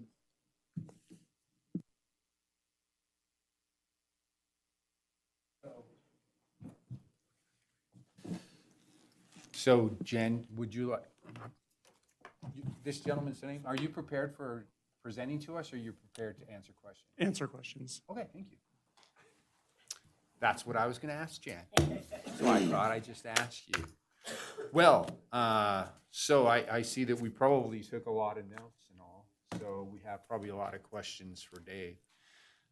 Dave, I'm gonna try to summarize a question for you. You've been in this industry a long time, you've played baseball and all of that.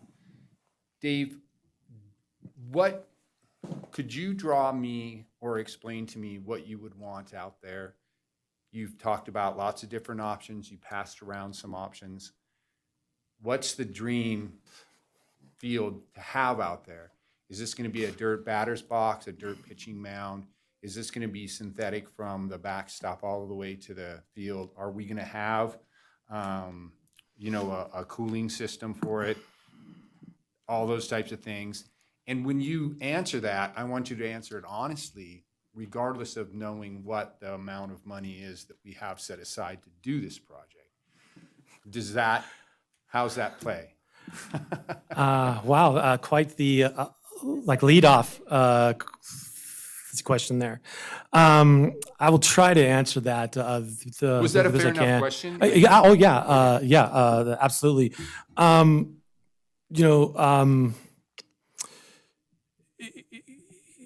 It's hard to say. I've been involved in this industry for sports field management since 1992. It was one of my first jobs. I was the groundskeeper for community college, like baseball field, and I was the groundskeeper. So it was just me. And prior to that? And prior to that, well, I was getting there, but thanks for leading me that way. Growing up here and going like to high school here, I did play baseball, and we took a lot of pride in our fields. I won't give everyone the years because you give away like my age. But anyways, but one of the things that we took pride in, and what all of the baseball players had to do is going to the program, was work on the field, because we didn't have a dedicated groundskeeper, so it was up to the team, and it was also up to the coaches as well. So, Kurt, going back to your question, like I have always been a proponent of like natural surface, like fields. That's where I started with. I went to school on the East Coast. That's what I studied.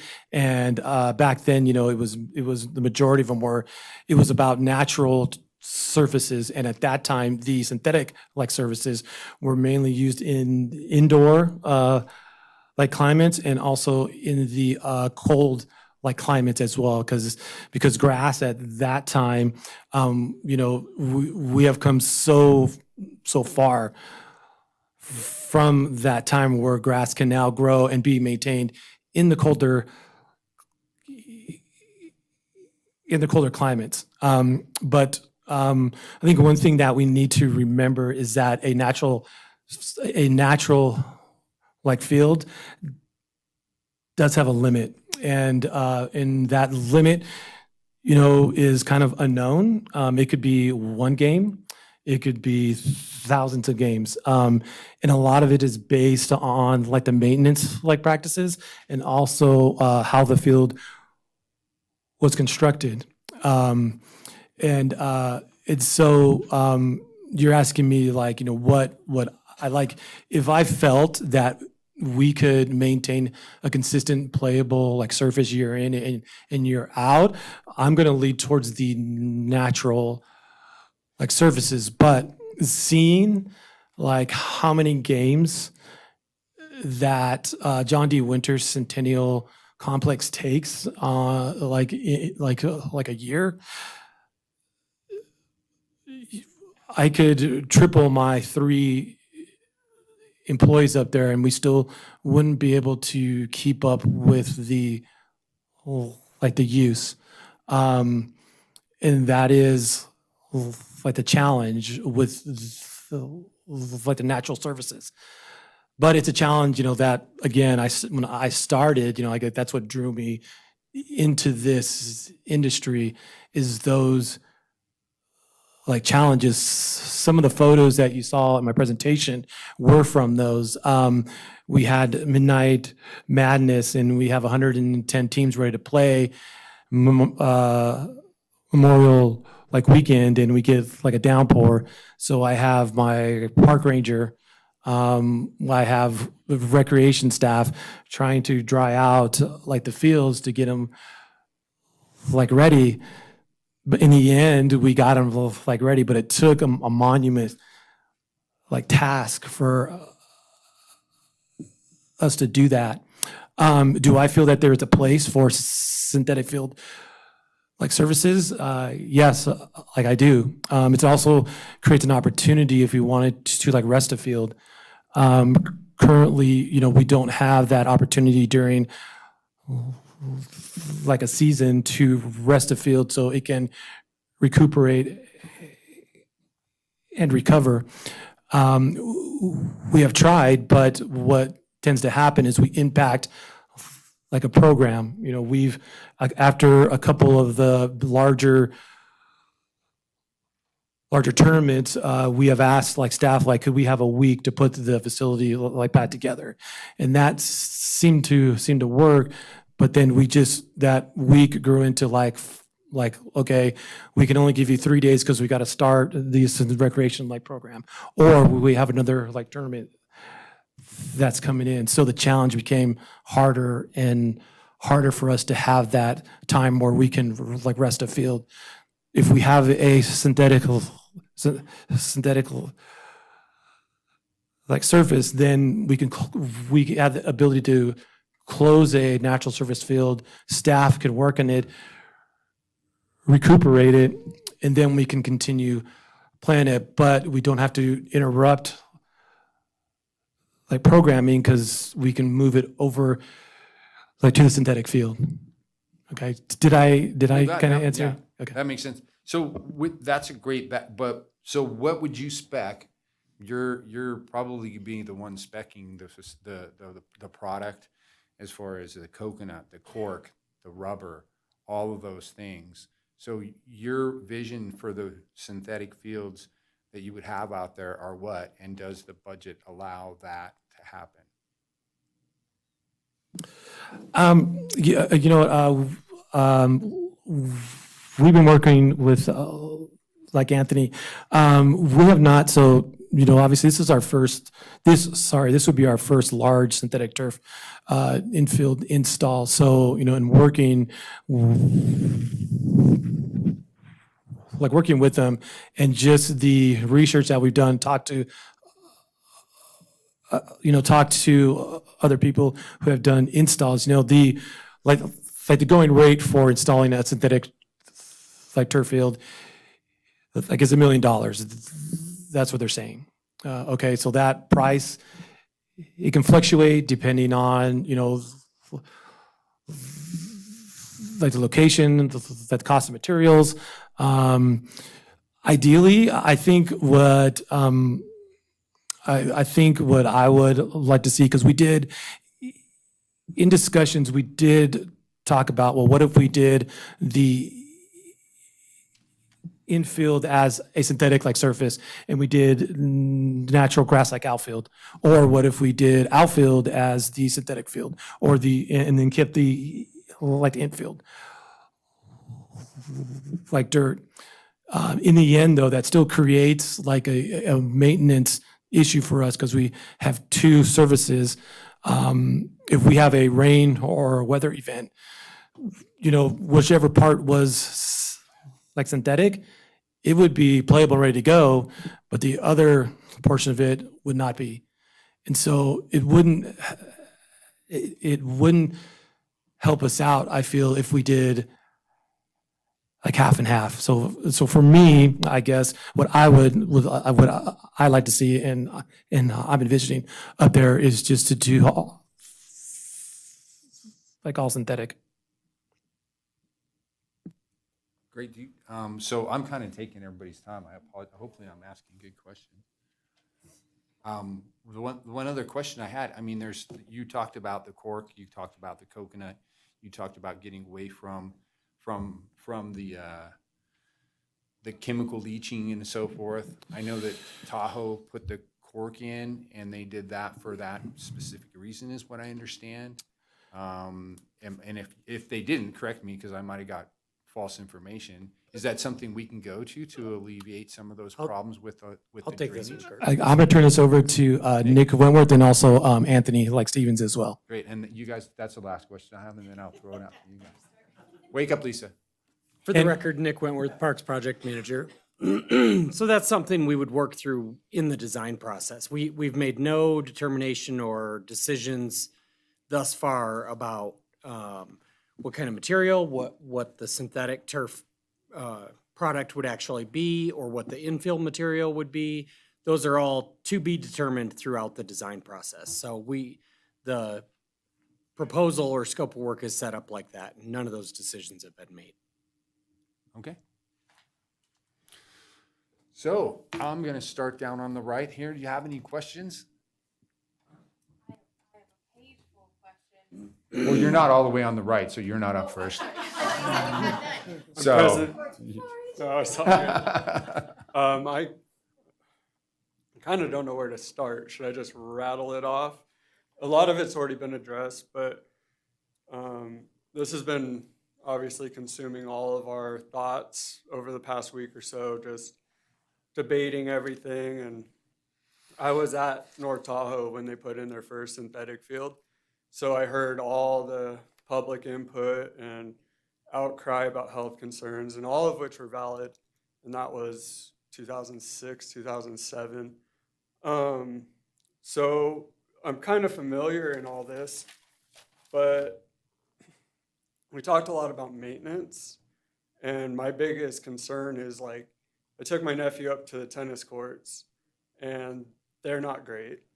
And my concern as a resident is this seems like a shiny new toy, and I really want to make sure that all these hundreds of thousands of dollars and millions of upkeep are scheduled because they're predictable, on the record, like ready to go. So there's no delays, or like we heard about playgrounds taking months and months and months and years. I'm terrified that this would become one of those problems. And I've heard that concern from neighbors, friends, athletes. So that's a real big concern of mine. But as a park and as a city, I understand that we are in the business of providing facilities for the best possible competition, athletic groupings, tournaments, and whatnot. So I feel like synthetic is the way to go. It seems to be the way of the future. If you're playing one of these sports, you know the risks you're taking by signing up. And a lot of that comes to the individual. Like, I wasn't allowed to play football for whatever reasons. So, you know, it's an at-home decision in my mind. Another mention was the water cannons. That's a really interesting idea, but I have concerns about humidity, and does that increase the playing surface? Does that increase the fibers that are, or the fumes coming off the rubber, things like that? There's a lot of technology I'm hearing for the first time. I've spoken with a bunch of athletes, and I appreciate any athlete or person who recreates coming to the meeting before their tournament or whatever, because so many times I've tried to get disc golfers or skateboarders to come to public meetings and no one shows up. So that speaks volumes to me.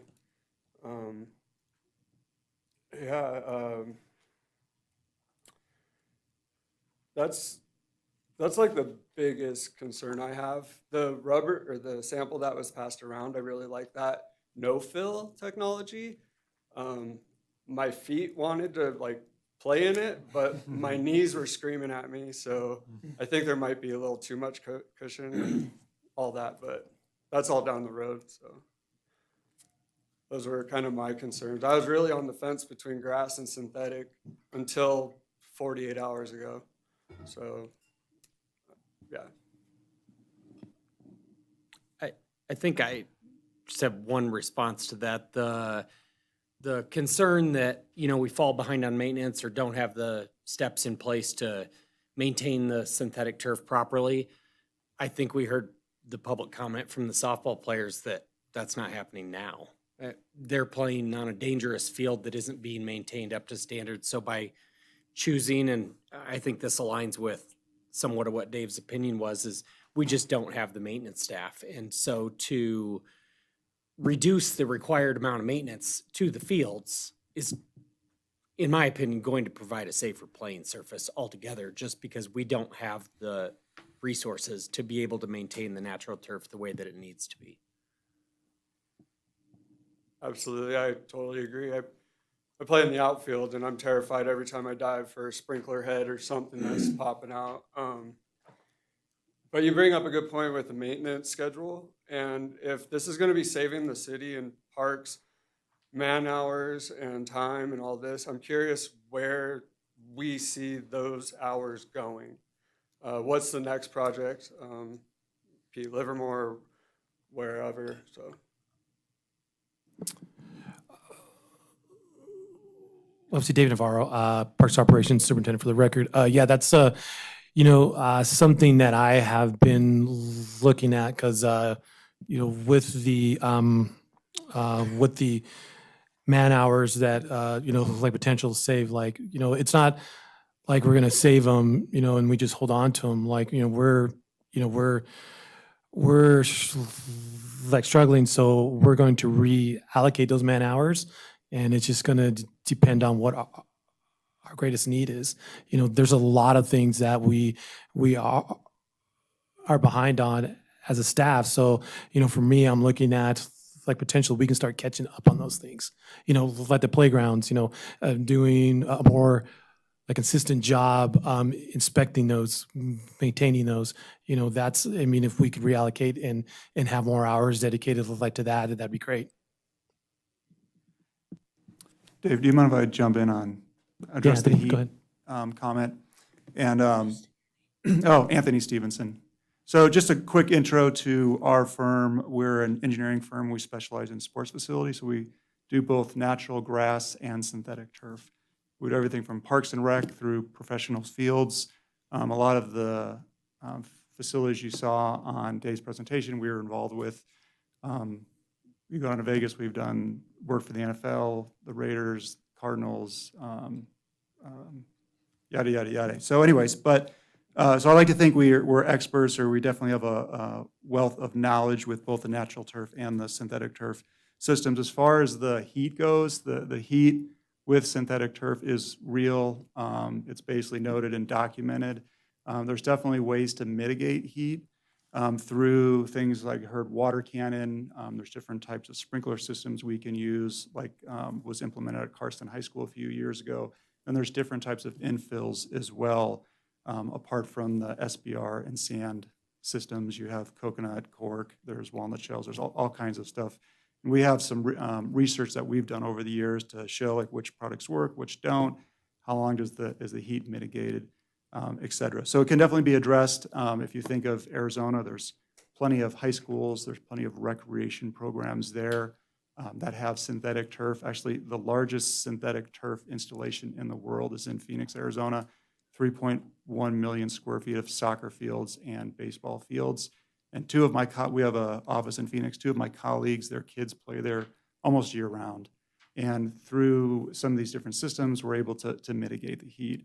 And I think the thing we forget is we think natural grass is cooler, and it is because it has moisture in it. So once we're able to add moisture to synthetic turf and keep it in the synthetic turf, we can really mitigate the heat and the concerns that you guys might have.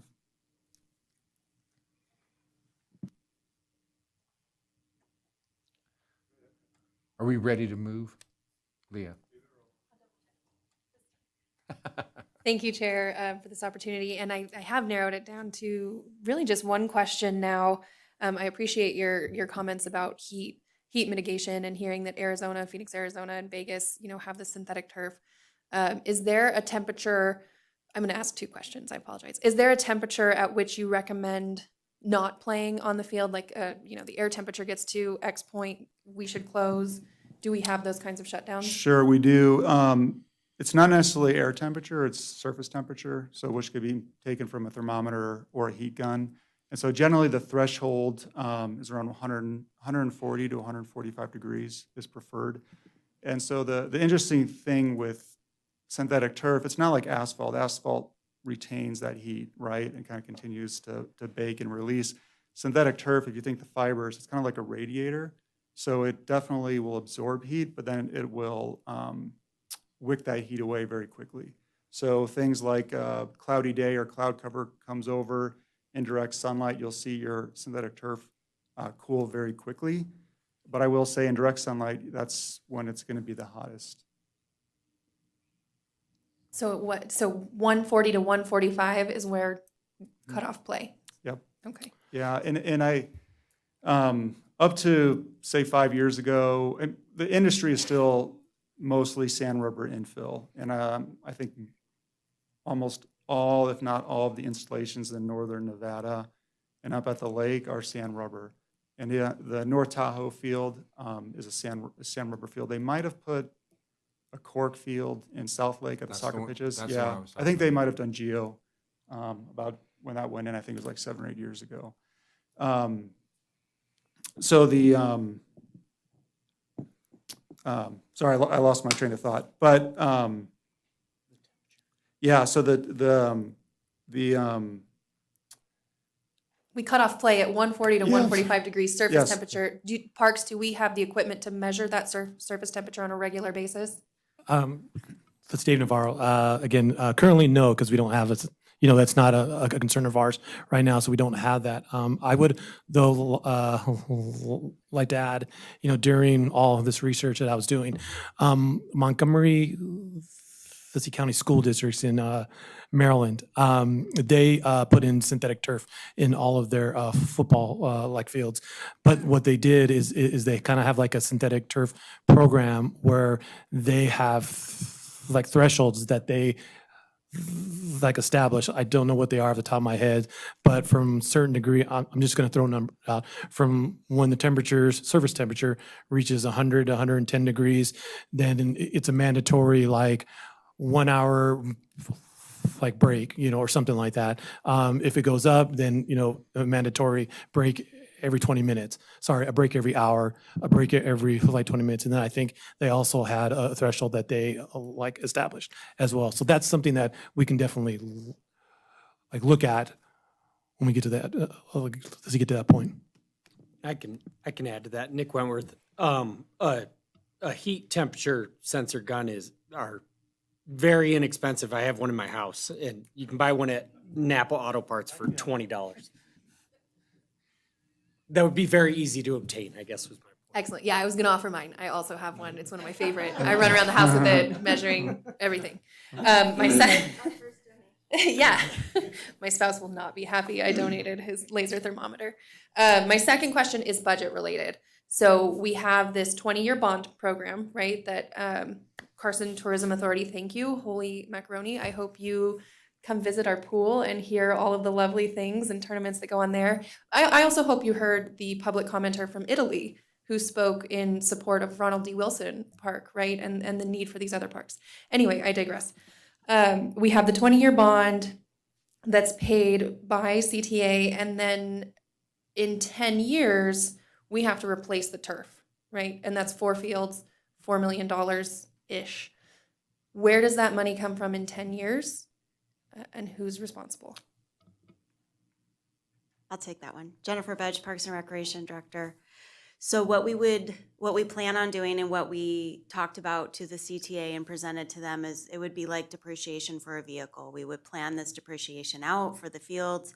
We obviously will have areas that will wear quicker than, like the infields will wear quicker than the outfields, because that's just naturally how play goes. So we're gonna plan out years ahead using the quality of life capital budget for replacement, and we will plan that ahead.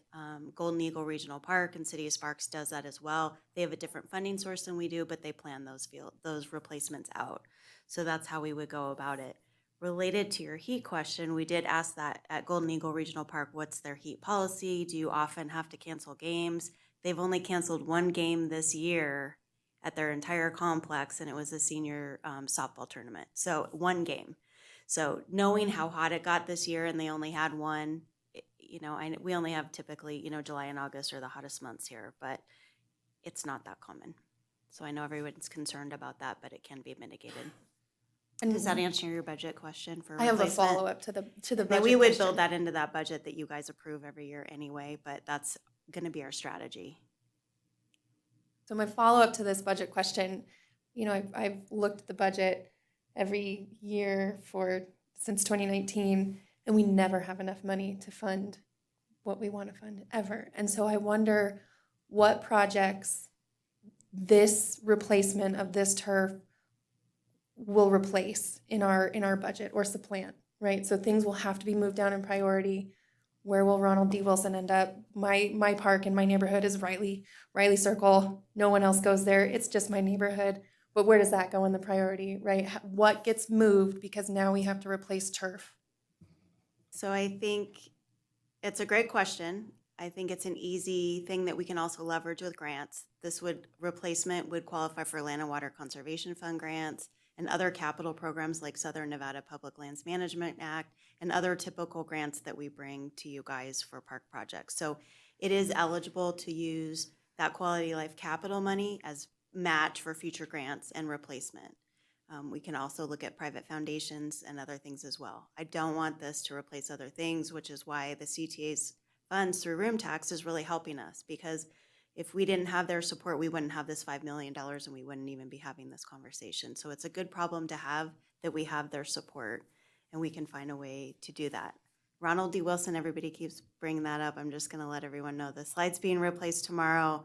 The slide finally came in from the vendor, so that is gonna be back open. So glad to have some good news there. All right. Leah? I am, thank you. All right, Thank you. Molly. We're just over here to you guys. Yeah, so I honestly don't have any questions. I don't know if anybody else in this room has ever had kids play on artificial turf, but my kids have been playing on it for 12 years, and they continue to play on it. I have my youngest is a senior at Carson High School, and he actually just returned. I just noticed on Live 360. He's at home now. He just returned from soccer practice from Carson High. And the majority of the high schools are switching. I know one that you didn't mention was Minogue. Last year, Minogue just got a new high school soccer field that is artificial turf as well. And when it comes, so there's just a few things that, you know, being in there and spending a lot of time on turf, every soccer tournament we go to, Phoenix, been to that 35 soccer field complex, Phoenix, Las Vegas, NorCal, which is all Northern California, Golden Eagle. We've been traveling up there for 10 years, driving there starting in December, because it can be used year round. And it's one of the few fields that is used year round. And when your kids go competitive, it's year round. So we've been traveling up there, like I said, for 10 years. So your heat, been playing there, and we have never have had a cancellation up at Golden Eagle because of the heat. The only time it ever became an issue, I think, was when we were in the UC Davis tournament in July, and we were in California, and it was extremely hot. And so what we had to do was, it breaks. The kids had to step on towels they got water breaks, and they stepped on, the towels to kind of cool it down. That was one time in 12 years that it ever was an issue. And, and you have to think too, it's not 12 years, just one kid. This has been 12 years with 3 kids, going from field to field, playing on artificial turf. It was actually quite ironic that this conversation was today, because it wasn't meant. So my child played at North Valleys last night, and it is grass. And he said it was extremely dangerous because of the divots.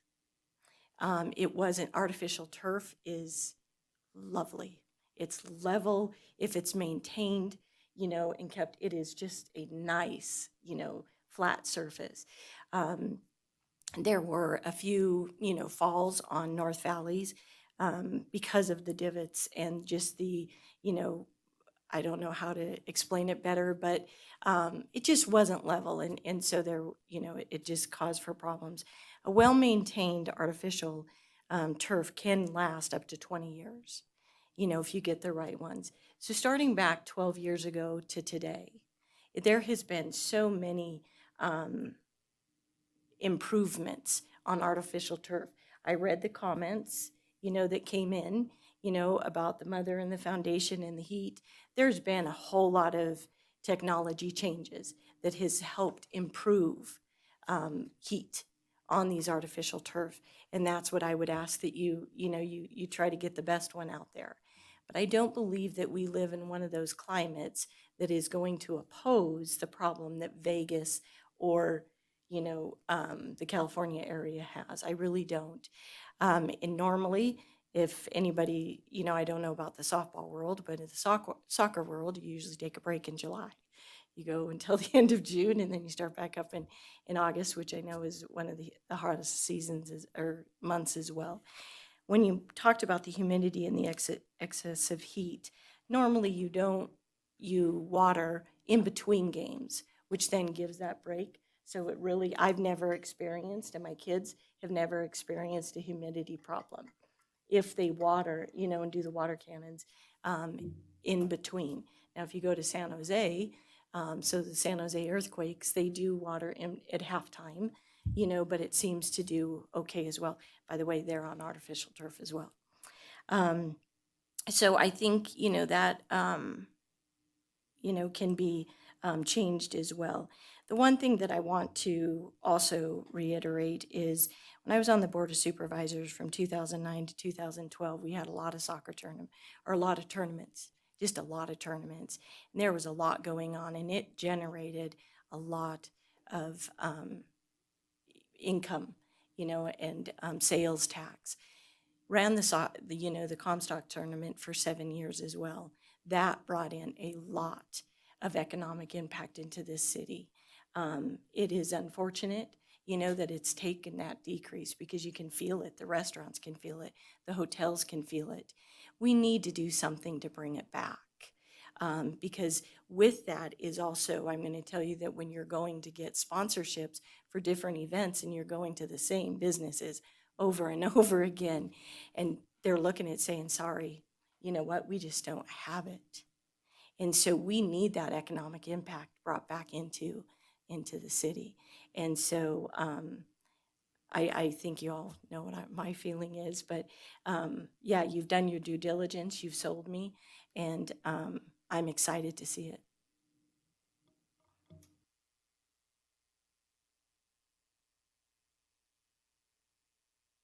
Thank you, Dave, for the presentation. I have several questions. I should probably preface by saying when I first got the materials and started looking this over, I had some of the concerns that were similar that have been voiced by the non-participating public. And some of the research, if you look online, is alarming. But I delved a little deeper into that, and a lot of my concerns have been addressed. That said, I did develop a few questions based on the presentation and the answers that have been given. I know the design hasn't been done, but is it typical? This is maybe the easiest one. Is it typical to have the batter's box, and the mound be non-synthetic, or are they usually synthetic? That might be for Lloyd. Yeah, sure, Anthony Stevenson. Generally speaking, the entire field would be synthetic. The challenge you get into with keeping some dirt and some synthetic is, I think Dave mentioned, the dirt likes to migrate. So it becomes quite a big maintenance issue to bring that dirt back in. So most of our clients, whether it's recreation, collegiate, if they have synthetic, dirt boxes and mounds now, when they go resurface, they tend to just do them all in synthetic. Okay, yeah, I just saw a plan view in the presentation, and I couldn't tell from that what, Yeah. I noticed it's a different color, but I couldn't tell if it was natural or synthetic. Yeah, and the baseball turf has gotten a lot better now over the years. So your brown turf plays a lot more like dirt, and your green turf plays a lot more like grass. So they're able to tune those different turf So systems. the materials are different. Okay, that's good to know, okay. One thing that came to mind listening or looking at the number of people that have had second and third installations, are they upgrading their materials to the more modern materials, or are they reinstalling Sure. what they've already become used to? Anthony Stevenson, they are upgrading to the next generation turf. So better products, better infills. And then they're usually doing some amenities as well, like sometimes they're adding the water cannons or irrigation systems. Okay. This is kind of getting back into the design weeds, but I understand that Field Turf has a product called Cool Turf. Are you familiar with that? Cool Play. Cool Play. Yep. Okay. And do you have experience with that material? We do. So I would say most or all of the reputable turf companies have multiple different cooling infills, all at different price points, all with different performance associated with that. And to Nick's point earlier, during the design phase, we'll walk through those price points, how are these cool, how applicable are they for this environment. We'll really get into the weeds on those different systems. So are if I understand your comment correctly, the difference in those is not in the turf itself, but in the infill? It's in the infill. Is that correct? Yep, it's in the infill. All right. Okay, that was that. What did I have? Just a general comment. It seems to me with the number, I was surprised to see the number of games that are actually played out there at that complex. With the maintenance staff that we have and the ability to maintain those fields, I really don't see how there's any way to continue to operate that facility with natural turf. It just doesn't seem, it doesn't seem safe. It doesn't seem just feasible to do it. And that's regardless of all the other concerns that we have.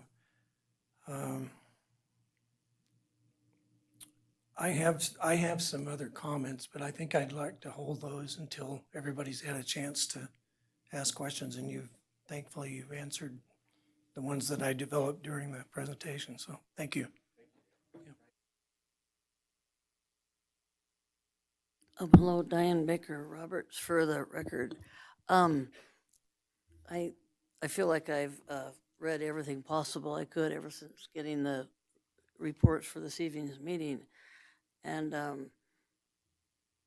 I see concerns coming in after this meeting about the environmental impact or the health impact. What I'm more interested in and concerned about is, you say that, parents are saying they don't want their kids on the field or sitting on the field or wash their hands. And I was the athletic director at Carson High School when that turf went in. And we never had a concern there. And I think the turf was actually installed in 2007. And then I was only there a year later. But even Carson High School years ago, we went to many facilities and looked at their turf because they had done it first. And I'm sure there's many more improvements in all those years from now. But what are the health issues that are coming up with these, well, non-players, I would say, in the realm? Sure, jump in, sure. Should I jump in? Yeah. Cool, sure, Anthony Stevenson. So some of the health issues that we hear, well, let me take a step back. So the synthetic turf industry has, I don't want to say been under attack, but really been scrutinized for probably the past 20 plus years. And if you go back, it was lead in the fibers, lead in the infill, and then that was researched and kind of debunked, if you will, and they kind of keep coming up. But right now, I would say, to Dave's point, the EPA test that was released in April 2024 was probably kind of one of the other milestones. And so essentially, the 600 or 900 page report ultimately said, and I'll read here just the findings, between the crumb rubber and natural grass field users experienced similar differences in pre and post activity PAH, which are basically hydrocarbon concentrations. So in California did a similar study, and so it basically said like, hey, we're not seeing any health impacts between natural grass and synthetic turf with sand rubber infill. And this goes in, and they analyzed breathing, contact, and ingestion. So very comprehensive study. So I think that was probably the next big milestone.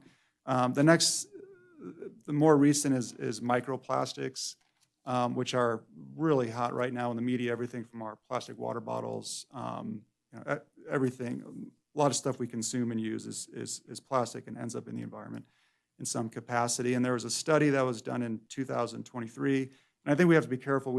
You have to be careful to make sure that these studies are peer-reviewed, because a lot of them are not, right? And so we just always want to be cautious about that. But there was a study released in 2023 on microplastics, which really was kind of localized area in China and Europe, and they looked at kind of watersheds and how microplastics were getting into the watershed, and they were finding microplastics. They were finding synthetic turf fibers in there. But really what the report failed to say is, where is this coming from? Is this coming from sports fields? Is it coming from landscape turf? Or is it coming from other means? And we think of sports fields are vertically draining, right? Your water goes into some type of aggregate base, and then goes through a drainage system and out. So there's filter on top of filter. Even the state of California classifies synthetic turf fields as self-treating, whereas like our parking lots, our hardscape, things like that, when we design stormwater management facilities, they have to treat that water. Synthetic turf, we do not have to treat that water. And so on the flip side, landscape turf, which is very prevalent, especially in certain geographic locations, those are generally horizontally draining. They don't have drainage systems. They just throw them on dirt or decomposed granite. So your water hits, flows off it, and then anything on there is going with it, right? So the one concern we have is like, hey, those reports really did not address where is this coming from. With that being said, sports turf fields, you will lose some fiber over the course or over the life of that field. The newer systems, it's very small. I would just guess to say you're probably 3 to 5%, and that's usually immediately after installation because they're cutting in the turf panels, and there's fiber loss there. After they get done installing, they sweep it up, right? And so over the course, your fiber loss reduces and reduces and reduces. So that's kind of, I think the microplastics are probably the next item that the synthetic turf industry is going to combat. And the research we've seen so far has been pretty sparse and very, very minimal on how much impacts those have to the environment. When we think of, I think it came, Molly, I think you had mentioned a couple times about a well-maintained synthetic turf field. Well, a well-maintained synthetic turf field, you're going to go out there and use a sweeper. And it's going to basically sweep up leaves, it's going to sweep up fibers or any deleterious stuff that gets on the field. And so you're going to pick up those fibers, they're going to go in a sweeper that's going to go into the garbage and then off to a landfill or whatever. The other item is PFAS, which is I'm going to massacre this, but basically forever chemicals. And those were prevalent in some of the older generations of synthetic turf, but now you have the reputable turf companies, for the most part, are not using the PFAS in their synthetic turf products. So you're seeing when they go do their testing interval or their third-party testing, you're seeing either no PFAS in those turfs or very small amounts within EPA limits. And those chemicals, there's only a few of the PFASs that are actually banned, and none of those chemicals are in turf or essentially were in turf either. So it's very important to understand these things. And these forever chemicals, I mean, they're literally in everything, like my dental floss, my toothbrush bristles, our cars, my stretchy jeans here. They all have some level of forever chemical in them as well. Kind of running through my list. So I think that probably hits the main points. I hope I wasn't too comprehensive or. No, thank you for that. I thought it was in-depth, and now, I have a better answer for people that say, I wouldn't let my kid play on that turf, and et cetera, et cetera. The first complaint on artificial turf from the soccer players was the ball bounce was so different, but I think they've gotten so used to that and better turf as well. So. Yeah, and just anecdotally, especially like the early generation baseball fields from like 15 years ago, really crazy ball bounces, and the industry has reacted to that. So now you're seeing synthetic turf in Division I baseball stadiums like Piccole for UNR. You're seeing it in MLB stadiums, and they've able to really fine-tune that product so it plays very consistent with a well-maintained natural grass field. So the industry's come a long way, and it's going to continue to keep growing. Sure, I appreciate that. Thank you.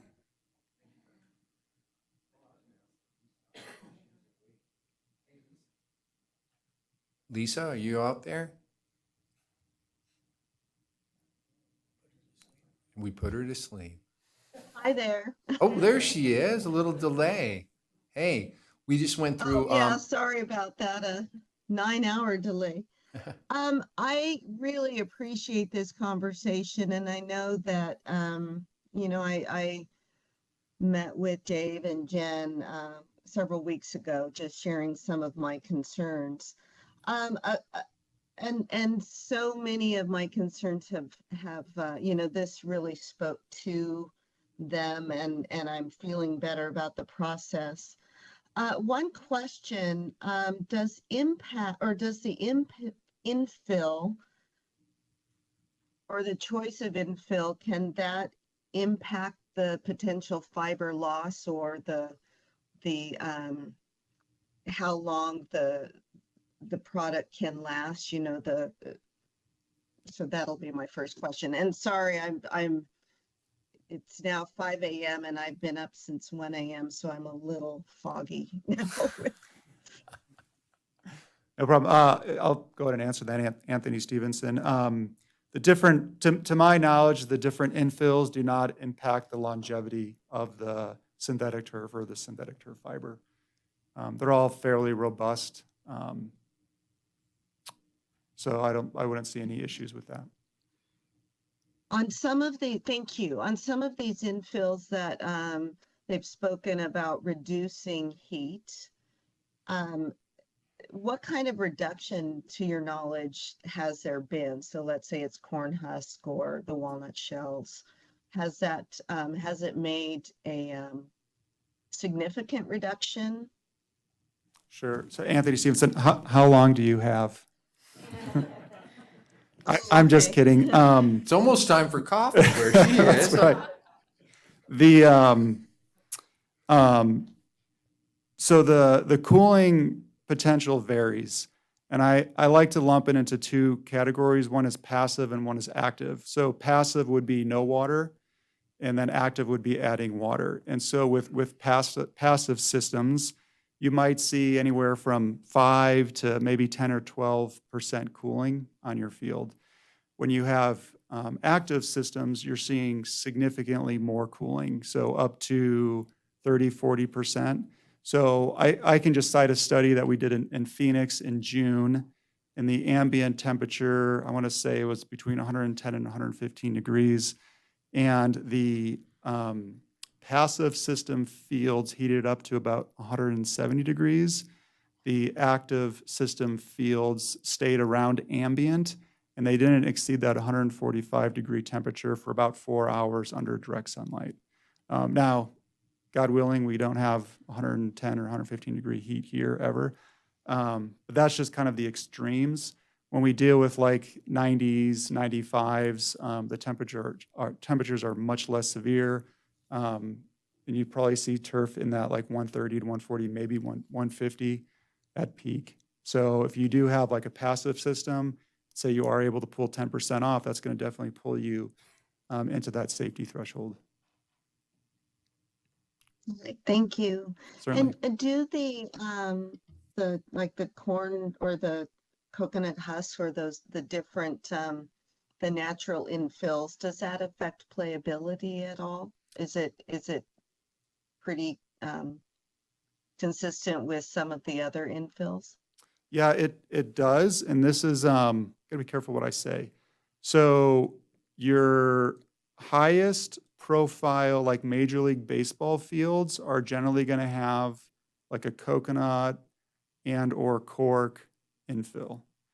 So if you kind of read between the lines, some of those infills really allow you to achieve the maximum amount of performance in these fields. So I hope that answers your question. It does. Is the cost significantly more? Do you know? Yeah, cost is it's all relative, but Sure. they do. You definitely can add cost. I wouldn't say it's significant. Some of these alternate infills are not much more than like a sand rubber system, and some are incredibly more. So like maybe $1 a square foot at max, which if you add that over all the square footage adds up. Some might be a 5 or 10% or 5 cents or 10 cents 10 cent, premium, which is generally fairly negligible on a synthetic turf field. So there's definitely some cost range, and we can get into the details on that during design as far as performance and cost and just overall value we're going to get out of these systems.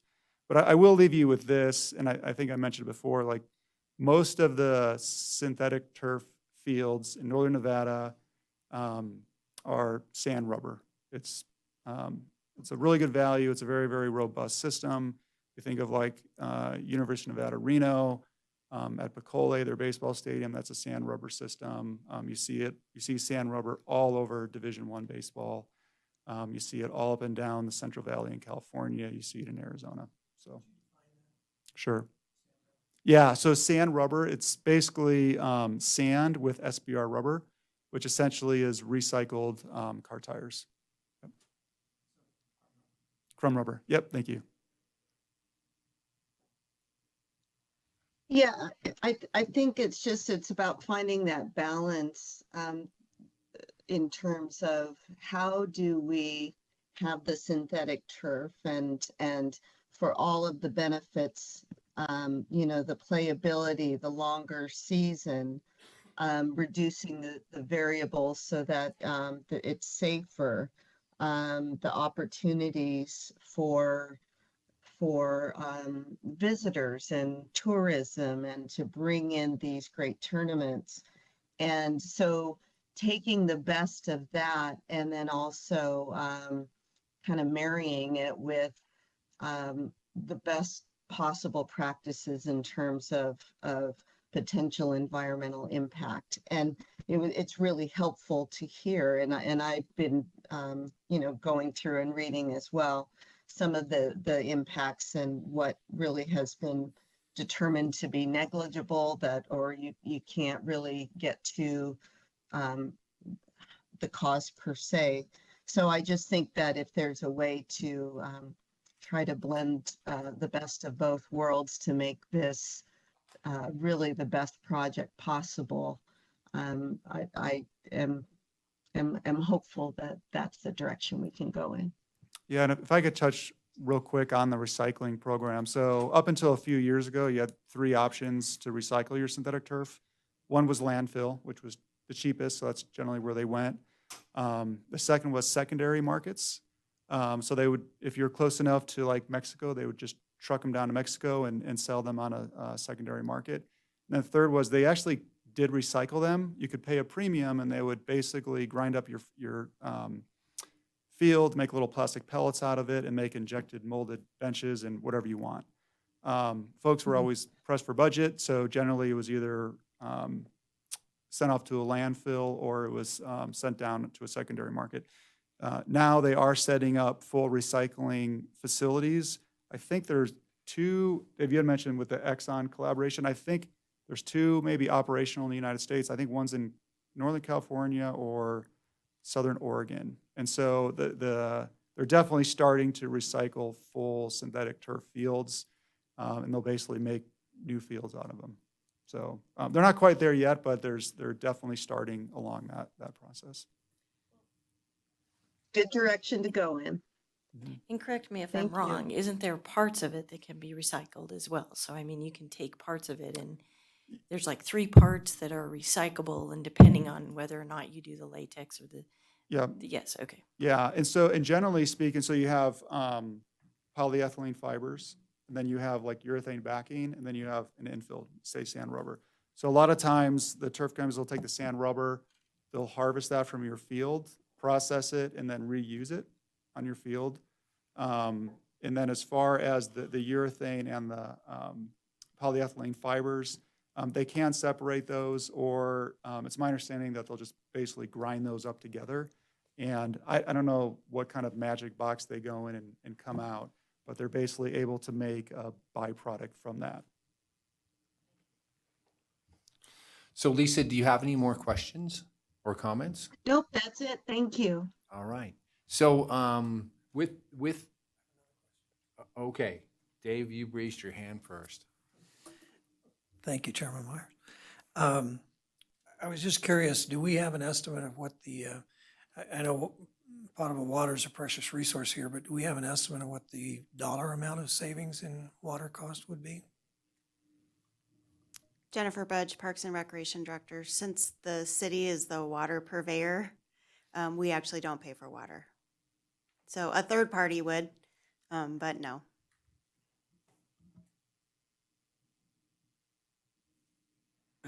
One last question.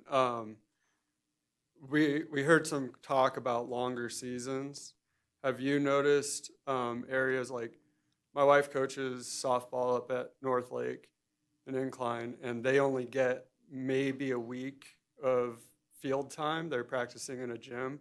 So I see a need for a year-round field close to our neighbors in the mountains. Have you seen any drastic improvement between like a typical grass field season and synthetic in these interesting climates? Yeah, Anthony Stevenson, definitely in Lake Tahoe. The growing season there is like 6 weeks. So it's actually a little bit longer, and so I tend to say that in jest, but it's very, very short season. So Northern Nevada is a very difficult place to grow natural grass. The Tahoe Basin is a very difficult place to grow natural grass. So the synthetic turf field at North Tahoe, they do have a snow cut up there and they plow that, so they keep that open year round.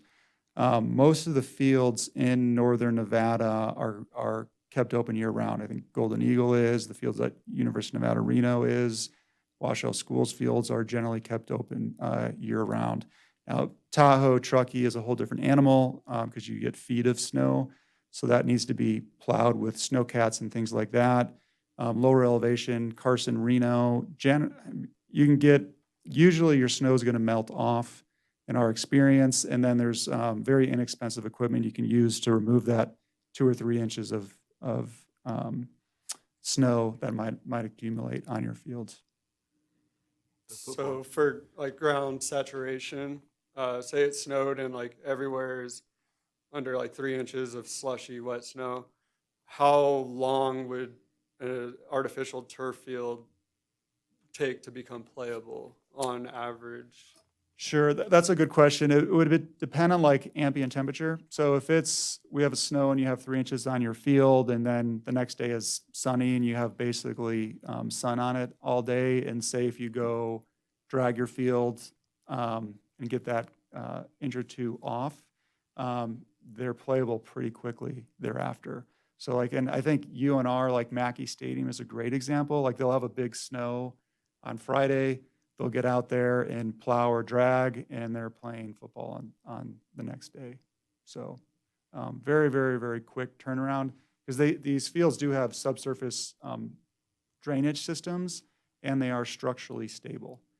So it's not like a natural grass field where you've got to get off of it, let the grass dry and the substrate dry. With synthetic turf, everything below the turf can still be moist, and it's not a problem. Okay, how are we doing for questions? Everybody feeling confident? Okay. Well, through all of this, I just kind of tried to summarize some of my thoughts, and one of the thoughts was come back from the staff that we're really not sure what the spec is for all of this, and I think some of us were concerned with the spec and all of this. And not to speak out of turn, but do we have the budget to do it right? Do we have the budget to do what we want to do? Do we need to have facility infrastructure up there, an additive alternate, whatever you want to call it, to cool those fields so we can increase our season, and even in the hot times and so forth? Do we want to have the more expensive natural fibers to keep them cooler and so forth? And if we want those, do we have the money to do that? And that's a question that I guess is kind of going to be up in the air. I can answer, or at least give you my approach. Nick Wentworth, Parks Project Manager. In my opinion, I would, even if you had to cut one of the 4 fields out, I would always prefer to build 3 of the 4 the right way and do it, setting ourselves up for the longest term of success and using the right products that we want to use for performance and environmental concerns. And skip a field, I guess that would be my preference over taking shortcuts or maybe using products that aren't the best product on all four. That is certainly an option to not, go after all four of the fields. But that is something that, as Anthony and I work together through the design process, we don't know what those engineers' estimates are until we identify the products we want to use, identify drainage components or infill materials or the actual turf product itself, or it just is impossible to know at this point. And the game that we've played, for the last 4 or 5 years is at what percentage point does the price go up in the next 6 months? Because he could tell us what the price is today, and by the time we finish design in 6 months, it's That's a great answer. irrelevant. And I respect that answer in the fact that the answer to that question is up in the air. And I guess that's one of the things that for up here, if I vote yes on this, I want my yes to sound out loudly to say, hey, let's do this the right way, and let's give Carson City and the residents of Carson City the best product that we can get, and don't buy something substandard in lieu of that. That yes isn't gonna go that. I understand it won't last that long, but that's what I want it to be. Kind of a follow-up question on yours, Kurt. Do I understand correctly that I know the drainage improvements have to be made out there to protect the tennis courts? And is that a separate project that is also identified to handle the drainage for the softball fields? Or is the drainage for the softball fields included in the turf project? Nick Wentworth, Parks Project Manager. So 2 separate projects that will have to work together. So the drainage component, the drainage design is for all of Upper Centennial. So that includes the area around tennis, the slopes and the hillsides that ultimately drain into the softball fields, and then down to tennis. So all of the areas around that, surrounding the complex in the native desert, will be taken into account for the drainage study, detention basins, and how to manage all of that. They will also, the engineering firm that's tackling the drainage problem will also be taking into account what product we use on the softball fields and what that drainage is going to look like, where it'll take some coordination of where that drainage outlets and comes off of the fields. Currently, it all drains to the southwest, that field, number 6. It sheds off of the outfield on 6. So they have to work together, but they're separate projects in and of themselves. To clarify that, the funding is really where I'm getting at. The funding for those 2 projects, the funding for the drainage systems is coming not from the bond money, or is it? No, How is the drainage project being funded, I guess is my question. Jennifer Budge, Parks and Recreation Director. If you'll remember, we set aside $1 million in this fiscal year from Quality of Life Capital to add to implementation of the Centennial Park Master Plan and anything else we might need. So if we needed more money for the field project, we could tap into that. If we need money for the drainage project, we can tap into that as well. So we really have a buffer in that funding source as well. So right now we're doing the design that's funded through Quality of Life Capital, but we wrote and did that presentation to the CTA in a way where we could purchase the equipment needed to maintain our synthetic turf and the other things that might be needed, especially for the drainage system underneath the fields. But the separate project will likely all come from Quality of Life Capital from that $1 million that was already approved.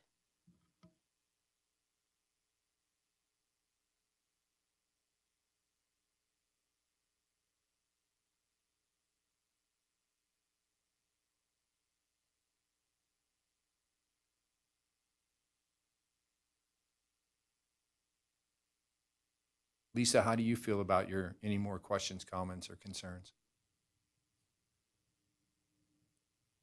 I'll take that as a, I'll take that as. Yeah, She's- sorry, no, she's making my her coffee. questions have been answered and I appreciate the dialogue. Thank you, Lisa. So with that, I think what we are in the midst of doing is asking for some public comment before we go forward. So thank you, gentlemen, for your time.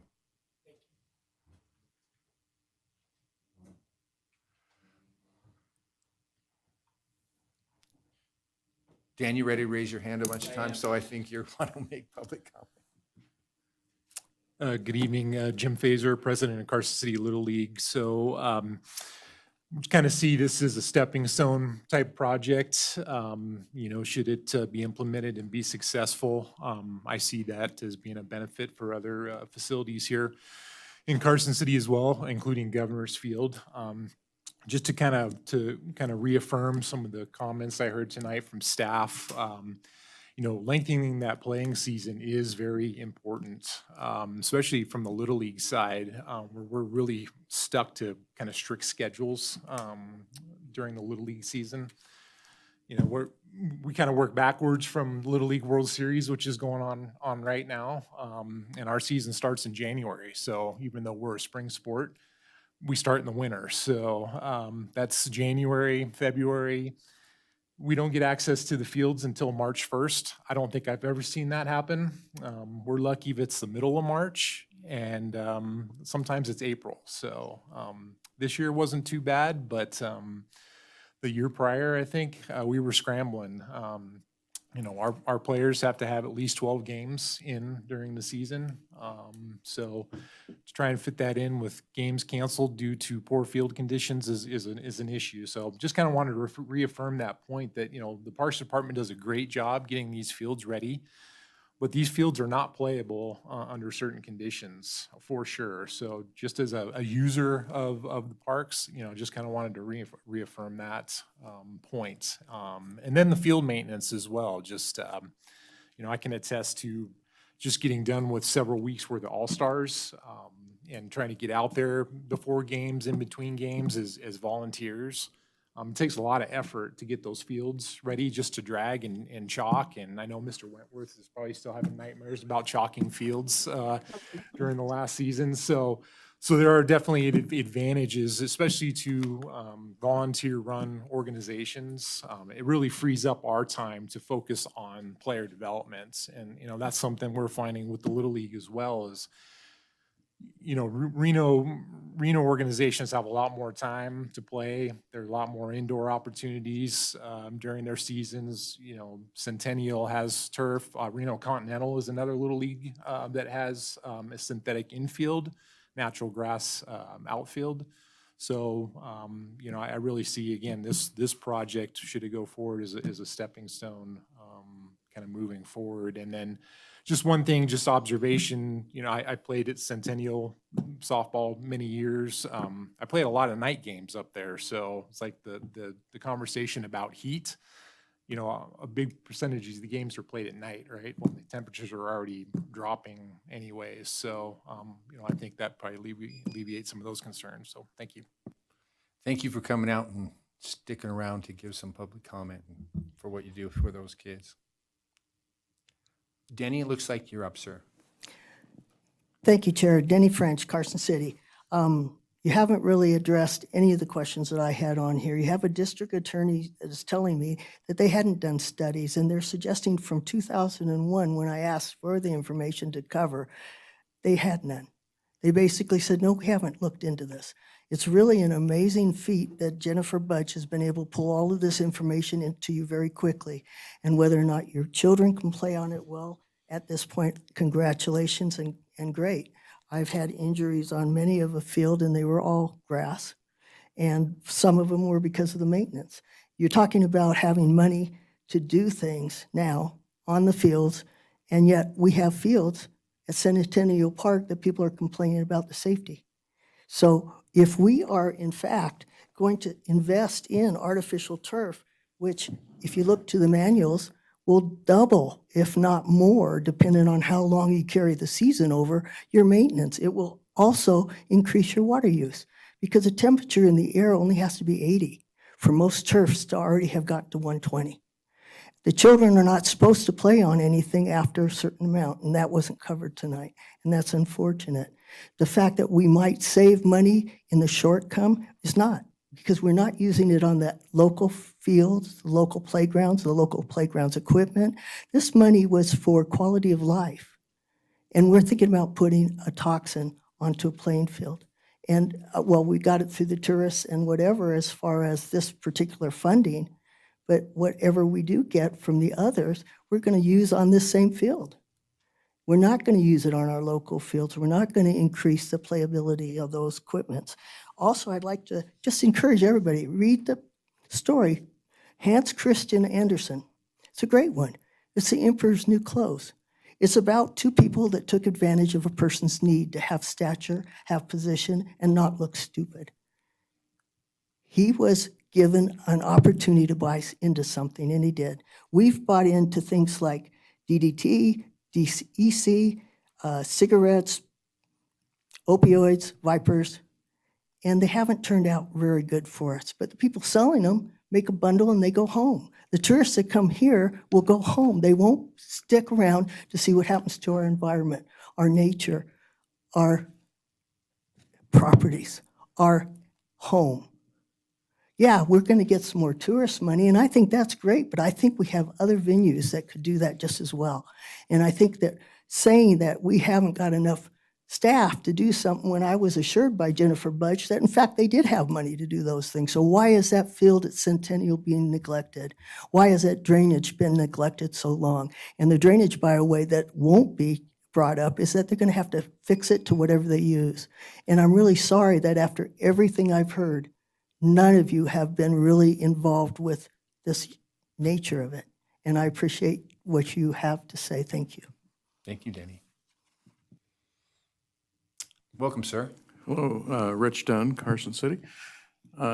Some people replace their garden grass with, their landscaping grass with clover, and you don't have to mow it. So it's low maintenance. I just wonder whether that's a possibility for playing fields. I really have no idea. Thank you for your comments. I have no idea either, but the guy next to you probably does. Pete Sennett, Carson City. Welcome, Pete. I want to actually thank everybody for the amount of work they've done on this. This is the first time I've been involved, and I can tell hours and hours have been put into the decision-making process and trying to do the right thing for Carson City, for the players here, and for everybody involved. So the things that I'm going to kind of ask about are things that I have questions. I'm not suggesting anybody's done anything wrong, or there are things that I just don't know how they're going to be answered. One is like, I'm unfamiliar with bonding. So this right now is bonded for $5 million, this project? We don't do back and forth with public comments. So if you want to give me the list of your questions, I can try to answer them after, if Okay. that's helpful. Okay, so if this is bonded for $5 million, is this like a house mortgage? So it's actually going to cost us $15 million over 30 years of payments? Or is the total cost of this project actually $5 million? That's one of my questions. Another thing is, I like playing on natural grass. I just do. And I think one of the problems with the parks here is because of the budget constraints, we do not have top-notch natural grass fields, so we're looking at artificial turf. I think they're hot, I think they're uncomfortable, I think they stink, and I think they're an environmental disaster. Now, the engineers here said maybe they've come to the point where you can actually recycle the material. I haven't found that to be true anywhere, and the landfills won't even take it. So until you actually find a manageable way to recycle 3 million acres or 3 million square feet in Arizona and Nevada, 10 or 15 different fields of 2 or 3 different times of this waste going to the landfills, which are already a disaster. I just don't know if this is an environmentally positive way to approach the fields in Nevada. Now, I do agree Parks and Recreation are one of the great positive opportunities for Carson City, and they also are big money makers for this city. But in the long-term way you have to look at this, is this actually, does money always equate to quality of life? What is the decision that you have here to make this a quality of life decision? Because a lot of this money is going to come from the quality of life issues. Okay, I got 21 seconds. Let's see. Edmonds Field, which is natural grass, which I think is beautiful. We used to train out there as a high school cross-country team. I don't know if there's been, what I'm concerned about this is becoming a plague. Okay, the high school has it, Edmonds Field's gonna have it, we're gonna have it at Centennial Park. I don't think a long-term solution is natural turf for Carson City or for the environment. So, thank you for listening. Thank you, Pete, for your comments. Is there anybody else in the audience that would like to speak on this issue? Welcome, ma'am. Come on up. You can just start speaking, and when Pete's done, when you're done, you can just sign in there. Thank you so much. Good evening. I'll try to keep this brief because I know we've all been here a long time. My name is Sandra Nagel. I'm the GM of the Staybridge Suites here in Carson. I've been in the hotel business here in Carson for the last 14 years. I can let you know kind of a little bit about the lodging side since I am speaking on behalf of our lodging partners. We typically work in 2 seasons. We have our off-season, which is the winter. We also have our on-season, our busy season, which consists of beginning of April till pretty much street vibrations. And so we rely heavily on our sports, especially on the weekends. We also rely on business and overflow from Lake Tahoe. So when we're busy, it's great. As you know, wintertime tends to be kind of a hit and miss because we don't know what Mother Nature's gonna actually do. So for us, long-term, we would like to see an extended time period of sports because that does help us on that off-season. We rely heavily financially on that busy season to get us through that winter season. So it's a financial impact to us, positive, to have the sports tournaments. It's also a financial impact to all of our local businesses because we do send people to our local restaurants, we send them shopping, we send them out to places to see and do in the in-between playtimes. So for us, this is going to be a very good thing. I'm not a professional in the turf world. I've played in both. I'm not a professional, but you know, from a lodging standpoint, you know, we do need that tourism business. We do need that sports business. And if we can get it extended longer, even better. So thank you. Thank you for your comments. Is there anybody else out there that would like to speak on this item? Okay, great. So I guess with that, we're coming back to the commission. And is there any concerns or anything that anybody has up here or over there before we go for a motion or a vote? Well, I wanted to ask that question first, Molly. So, yes, sir. See? Yes, Dave. Okay, Dave Whitefield for the record. I've been torn about reading this into the record, but I did a fair amount of research, as much as I could in the time we had available.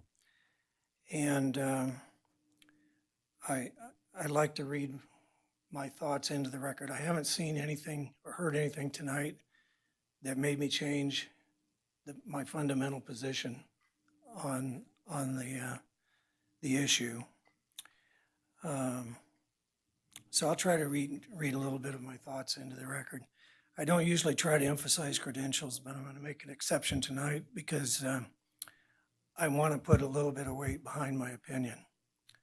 I'm a retired licensed professional mechanical engineer, and I have over 40 years of practice in mechanical engineering. That clearly doesn't qualify me as an environmental expert or an expert on artificial turf. But I feel my professional experience does qualify me to evaluate technical reports and studies for their quality, thoroughness, and application to the problem at hand. To prepare for this meeting, I reviewed a large number of relevant technical papers on the subject. I'm also fortunate to have a good friend, Kathy Fitzgerald, who has bona fide credentials and experience with the subject. She is a licensed professional civil engineer and has earned a doctorate in environmental science and engineering with over 40 years of experience in her fields of expertise. She works for PlaceWorks, which is a highly respected planning, design, and environmental consulting firm. She was kind enough to spend a recent evening with me discussing the pros and cons of installing artificial turf on sports fields. Her firm recently completed a study of this very question for the Orange County, California Parks Department. The department is currently planning to upgrade over 20 of their sports fields in the near future. They have decided to follow PlaceWorks' recommendation to use artificial turf for their baseball and softball fields while upgrading their soccer and football fields to more maintenance-friendly versions of natural turf. The major benefits of artificial turf have really been covered tonight, and I'll reiterate the ones that I thought were important. In this desert environment, there's a huge reduction in potable water use. I think that's very significant. I also think the added safety to the players, considering the application in this case, which is primarily recreational use, not by professional athletes, and I think the added safety is very significant. The extended seasonal availability for play is important, and we've talked about greater availability for consecutive games, and also the reduced maintenance costs. The majority of studies I looked at showed minimal risk to players and the environment when the artificial turf is used for baseball and softball fields. As in most areas of our lives, these decisions involve trade-offs between risks and benefits. After considering all the factors I've found in my research, I believe installing artificial turf on the softball fields will provide significant benefits while imposing very little risk to the players and environment. I'm in favor of proceeding with the project planning and implementation with special emphasis on choosing the least environmentally impactful materials. I have some additional thoughts on the sand rubber that Kathy provided me that I will provide to go into I won't read it, but I'll provide that to go into the record for the meeting minutes. And that's my comments. I support going ahead with this project. Thank you. Thank you. That was great information. Well, it looks like we're going to get a motion pretty soon, and I just want to hold that design team to what they said and not getting something subpar, not getting something that we don't deserve, because we have great facilities, and I just want to continue in that. So even if we have to reach out and find some other type of funding or something, let's try to get this done right and give something Carson City can be proud of, so we can show off when those people come to play here in Carson City. So with that, I think that Ms. Molly is going to give us a motion. Thank you, and thank you all for your time. I move to recommend the project as presented. Second. Can I have discussion on the motion? Sure. Thank you. Sorry, jumping the gun. I have a first and second. Does anybody have any discussion? Why it sounds like Leah? Go ahead, ma'am. Oh, thank you, Mr. Chair. I will support this motion. I agree with what you said earlier about finding the least environmentally damaging. I would also just like to say that we have now an 8 to 10 year time frame where we really need to request possibly 20, but with the amount of play we're hoping to get and that the Siegel Suites and Gold Dust West is looking for, we are unlikely to get to 20. So we have 8 years minimum, 20 years probably maximum, to find a way to increase our quality of life capital budget. And I think that cannot be overlooked in this discussion, and I'm sure this has been a discussion and an issue going on for decades. But we now know we have a $4 million liability coming up in the next 10 years. So we need to find a way to fund that in addition to all of the other items on our budget that do not get funded. So with that, I am a yes on the motion, Mr. Chair.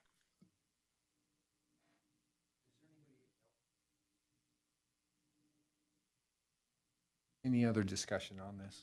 All right, so all in favor of this, signify by saying aye. Aye. Aye. Aye. Any opposed? Lisa, I'm not sure that we heard you. You said aye. Okay, why, Aye. thank you. Why, thank you, Lisa, and thank you, Molly.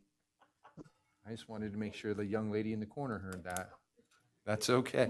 Everybody's getting a little bit and want to go home, so let's move on. Yes.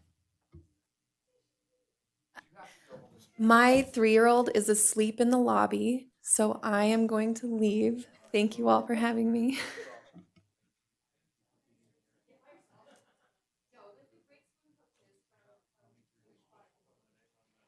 Oh, thank you, everybody, for staying so late and learning so much about artificial turf. I don't even know where I am. Thank you, thank you. So with that, we're going to come down to the director's report. So that's possible action, recommendations.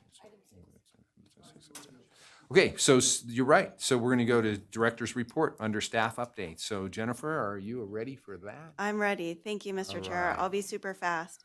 In your packet and in your late material, you had a draft concept of a mural that would be located on the south wall of the community center. You would be facing it when you leave the aquatic facility. I know we're late. It's not an action item. If you want to email me your comments on that concept, that would be totally fine, or you can share with me right now what your comments are on that draft concept. Does anybody want to comment on the mural? With the horses and the wildlife and the flowers inside. Yeah, I think it's supposed to be a deer family walking through Carson City like you see all the time. I really appreciated the. Are they using the crosswalk? Probably. They're really good Hey, they're about it, pretty smart actually. deer out there. I really appreciate how it's highlighting multiple species of life in the area at the same time. So I enjoyed it. Any other comments on the I mural? really like it as well. Yeah, it definitely isn't boring. So I did like it. No, that's it's- what, yeah. Yeah, it's very Artist flowerful. to strike an emotion, Yeah, good, bad, very or indifferent, flowerful. right? I also like it. Okay, great. You like it?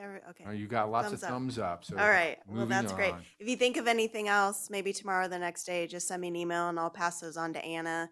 She has a technical review committee and a whole process that she goes through with the mural reviews. But I just wanted to make sure you guys were included since it was in a park. And it'll go to the Cultural Commission at their next meeting. I promised our open space manager I would plug the Carson River Master Plan User Experience Survey. At the back table, there's a QR code. You can pull up the survey. It's also on our website and our Facebook page. Tell us how you use the river, how you want to protect it. And that one will be up through September 23rd. A couple just quick project updates and then we can all go home. A few recently completed projects, and thanks to Nick Wentworth, he oversees all these projects. Mills Park sidewalk replacements, Carriage Square Park sidewalk replacements, Mills Park Maintenance Shop, which is on the east side of the park, which is amazing. The maintenance staff are really excited about that. Eagle Valley Golf Course cart path replacement, we did a bunch on the west course. And then Fuji Park Fairgrounds arena expansion design is all complete. So a lot of projects that are done. We have a ton of projects in the queue. Just a couple I want to highlight. The pickleball complex is out to bid right now. The bids are due September 11th. The Centennial Tennis Courts, as I mentioned earlier, was out. It did come in over budget, but we should have, as long as the board approves it, enough to cover through Quality of Life Capital and designated. So that will be amazing. It will be about $1.5 million project when we're done. And the Ronald D. Wilson slide is being replaced tomorrow, so that will be back open, making that whole neighborhood happy. Any questions for me? Okay, thanks. Okay, so, That's it. The next is member announcements. Do we have any announcements out there? Diane, you good? All right, Dave? Nope, nope, nope. Lisa? All right, so, you do have one, I'm sorry. Usually you're a little bit more forward. I know, but I waited. I waited till. So no, I just wanted to announce that the Board of Supervisors did approve the land lot adjustment, and now Empire Elementary School 4th and 5th graders will have a recess that they will no longer have to share with the public. That's fantastic. Not right yet. I mean, the fence and everything still has to go up, and it's in the DA's process. office. Yeah, but it's in the process. And just an FYI, so much outpour from the parents on this. There was a lot of outpour from the parents just saying, thank you, thank you, thank you. Positive. Yeah, oh, totally positive. This is something that they have wanted for years, and so there was a lot of outpour. So thank you for that, and thank you to the Board of Supervisors. Thank you for that update. So we have any future agenda items that we want to hear from? No? Okay, well, the last thing is we have some public comment time here. So this is anything that has to do with Carson City Parks and Recreation. So, Thank you very much, Chair.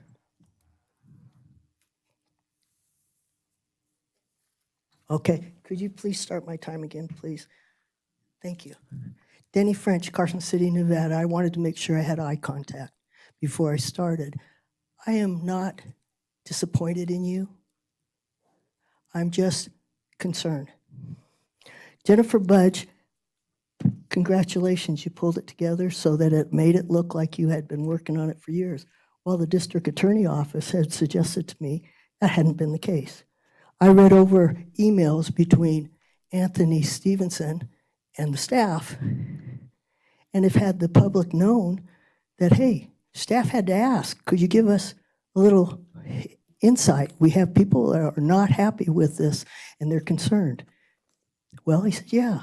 And I really respect him for saying, I've had experience with both and I'm willing to do either, natural or artificial, but I will look up some talking points.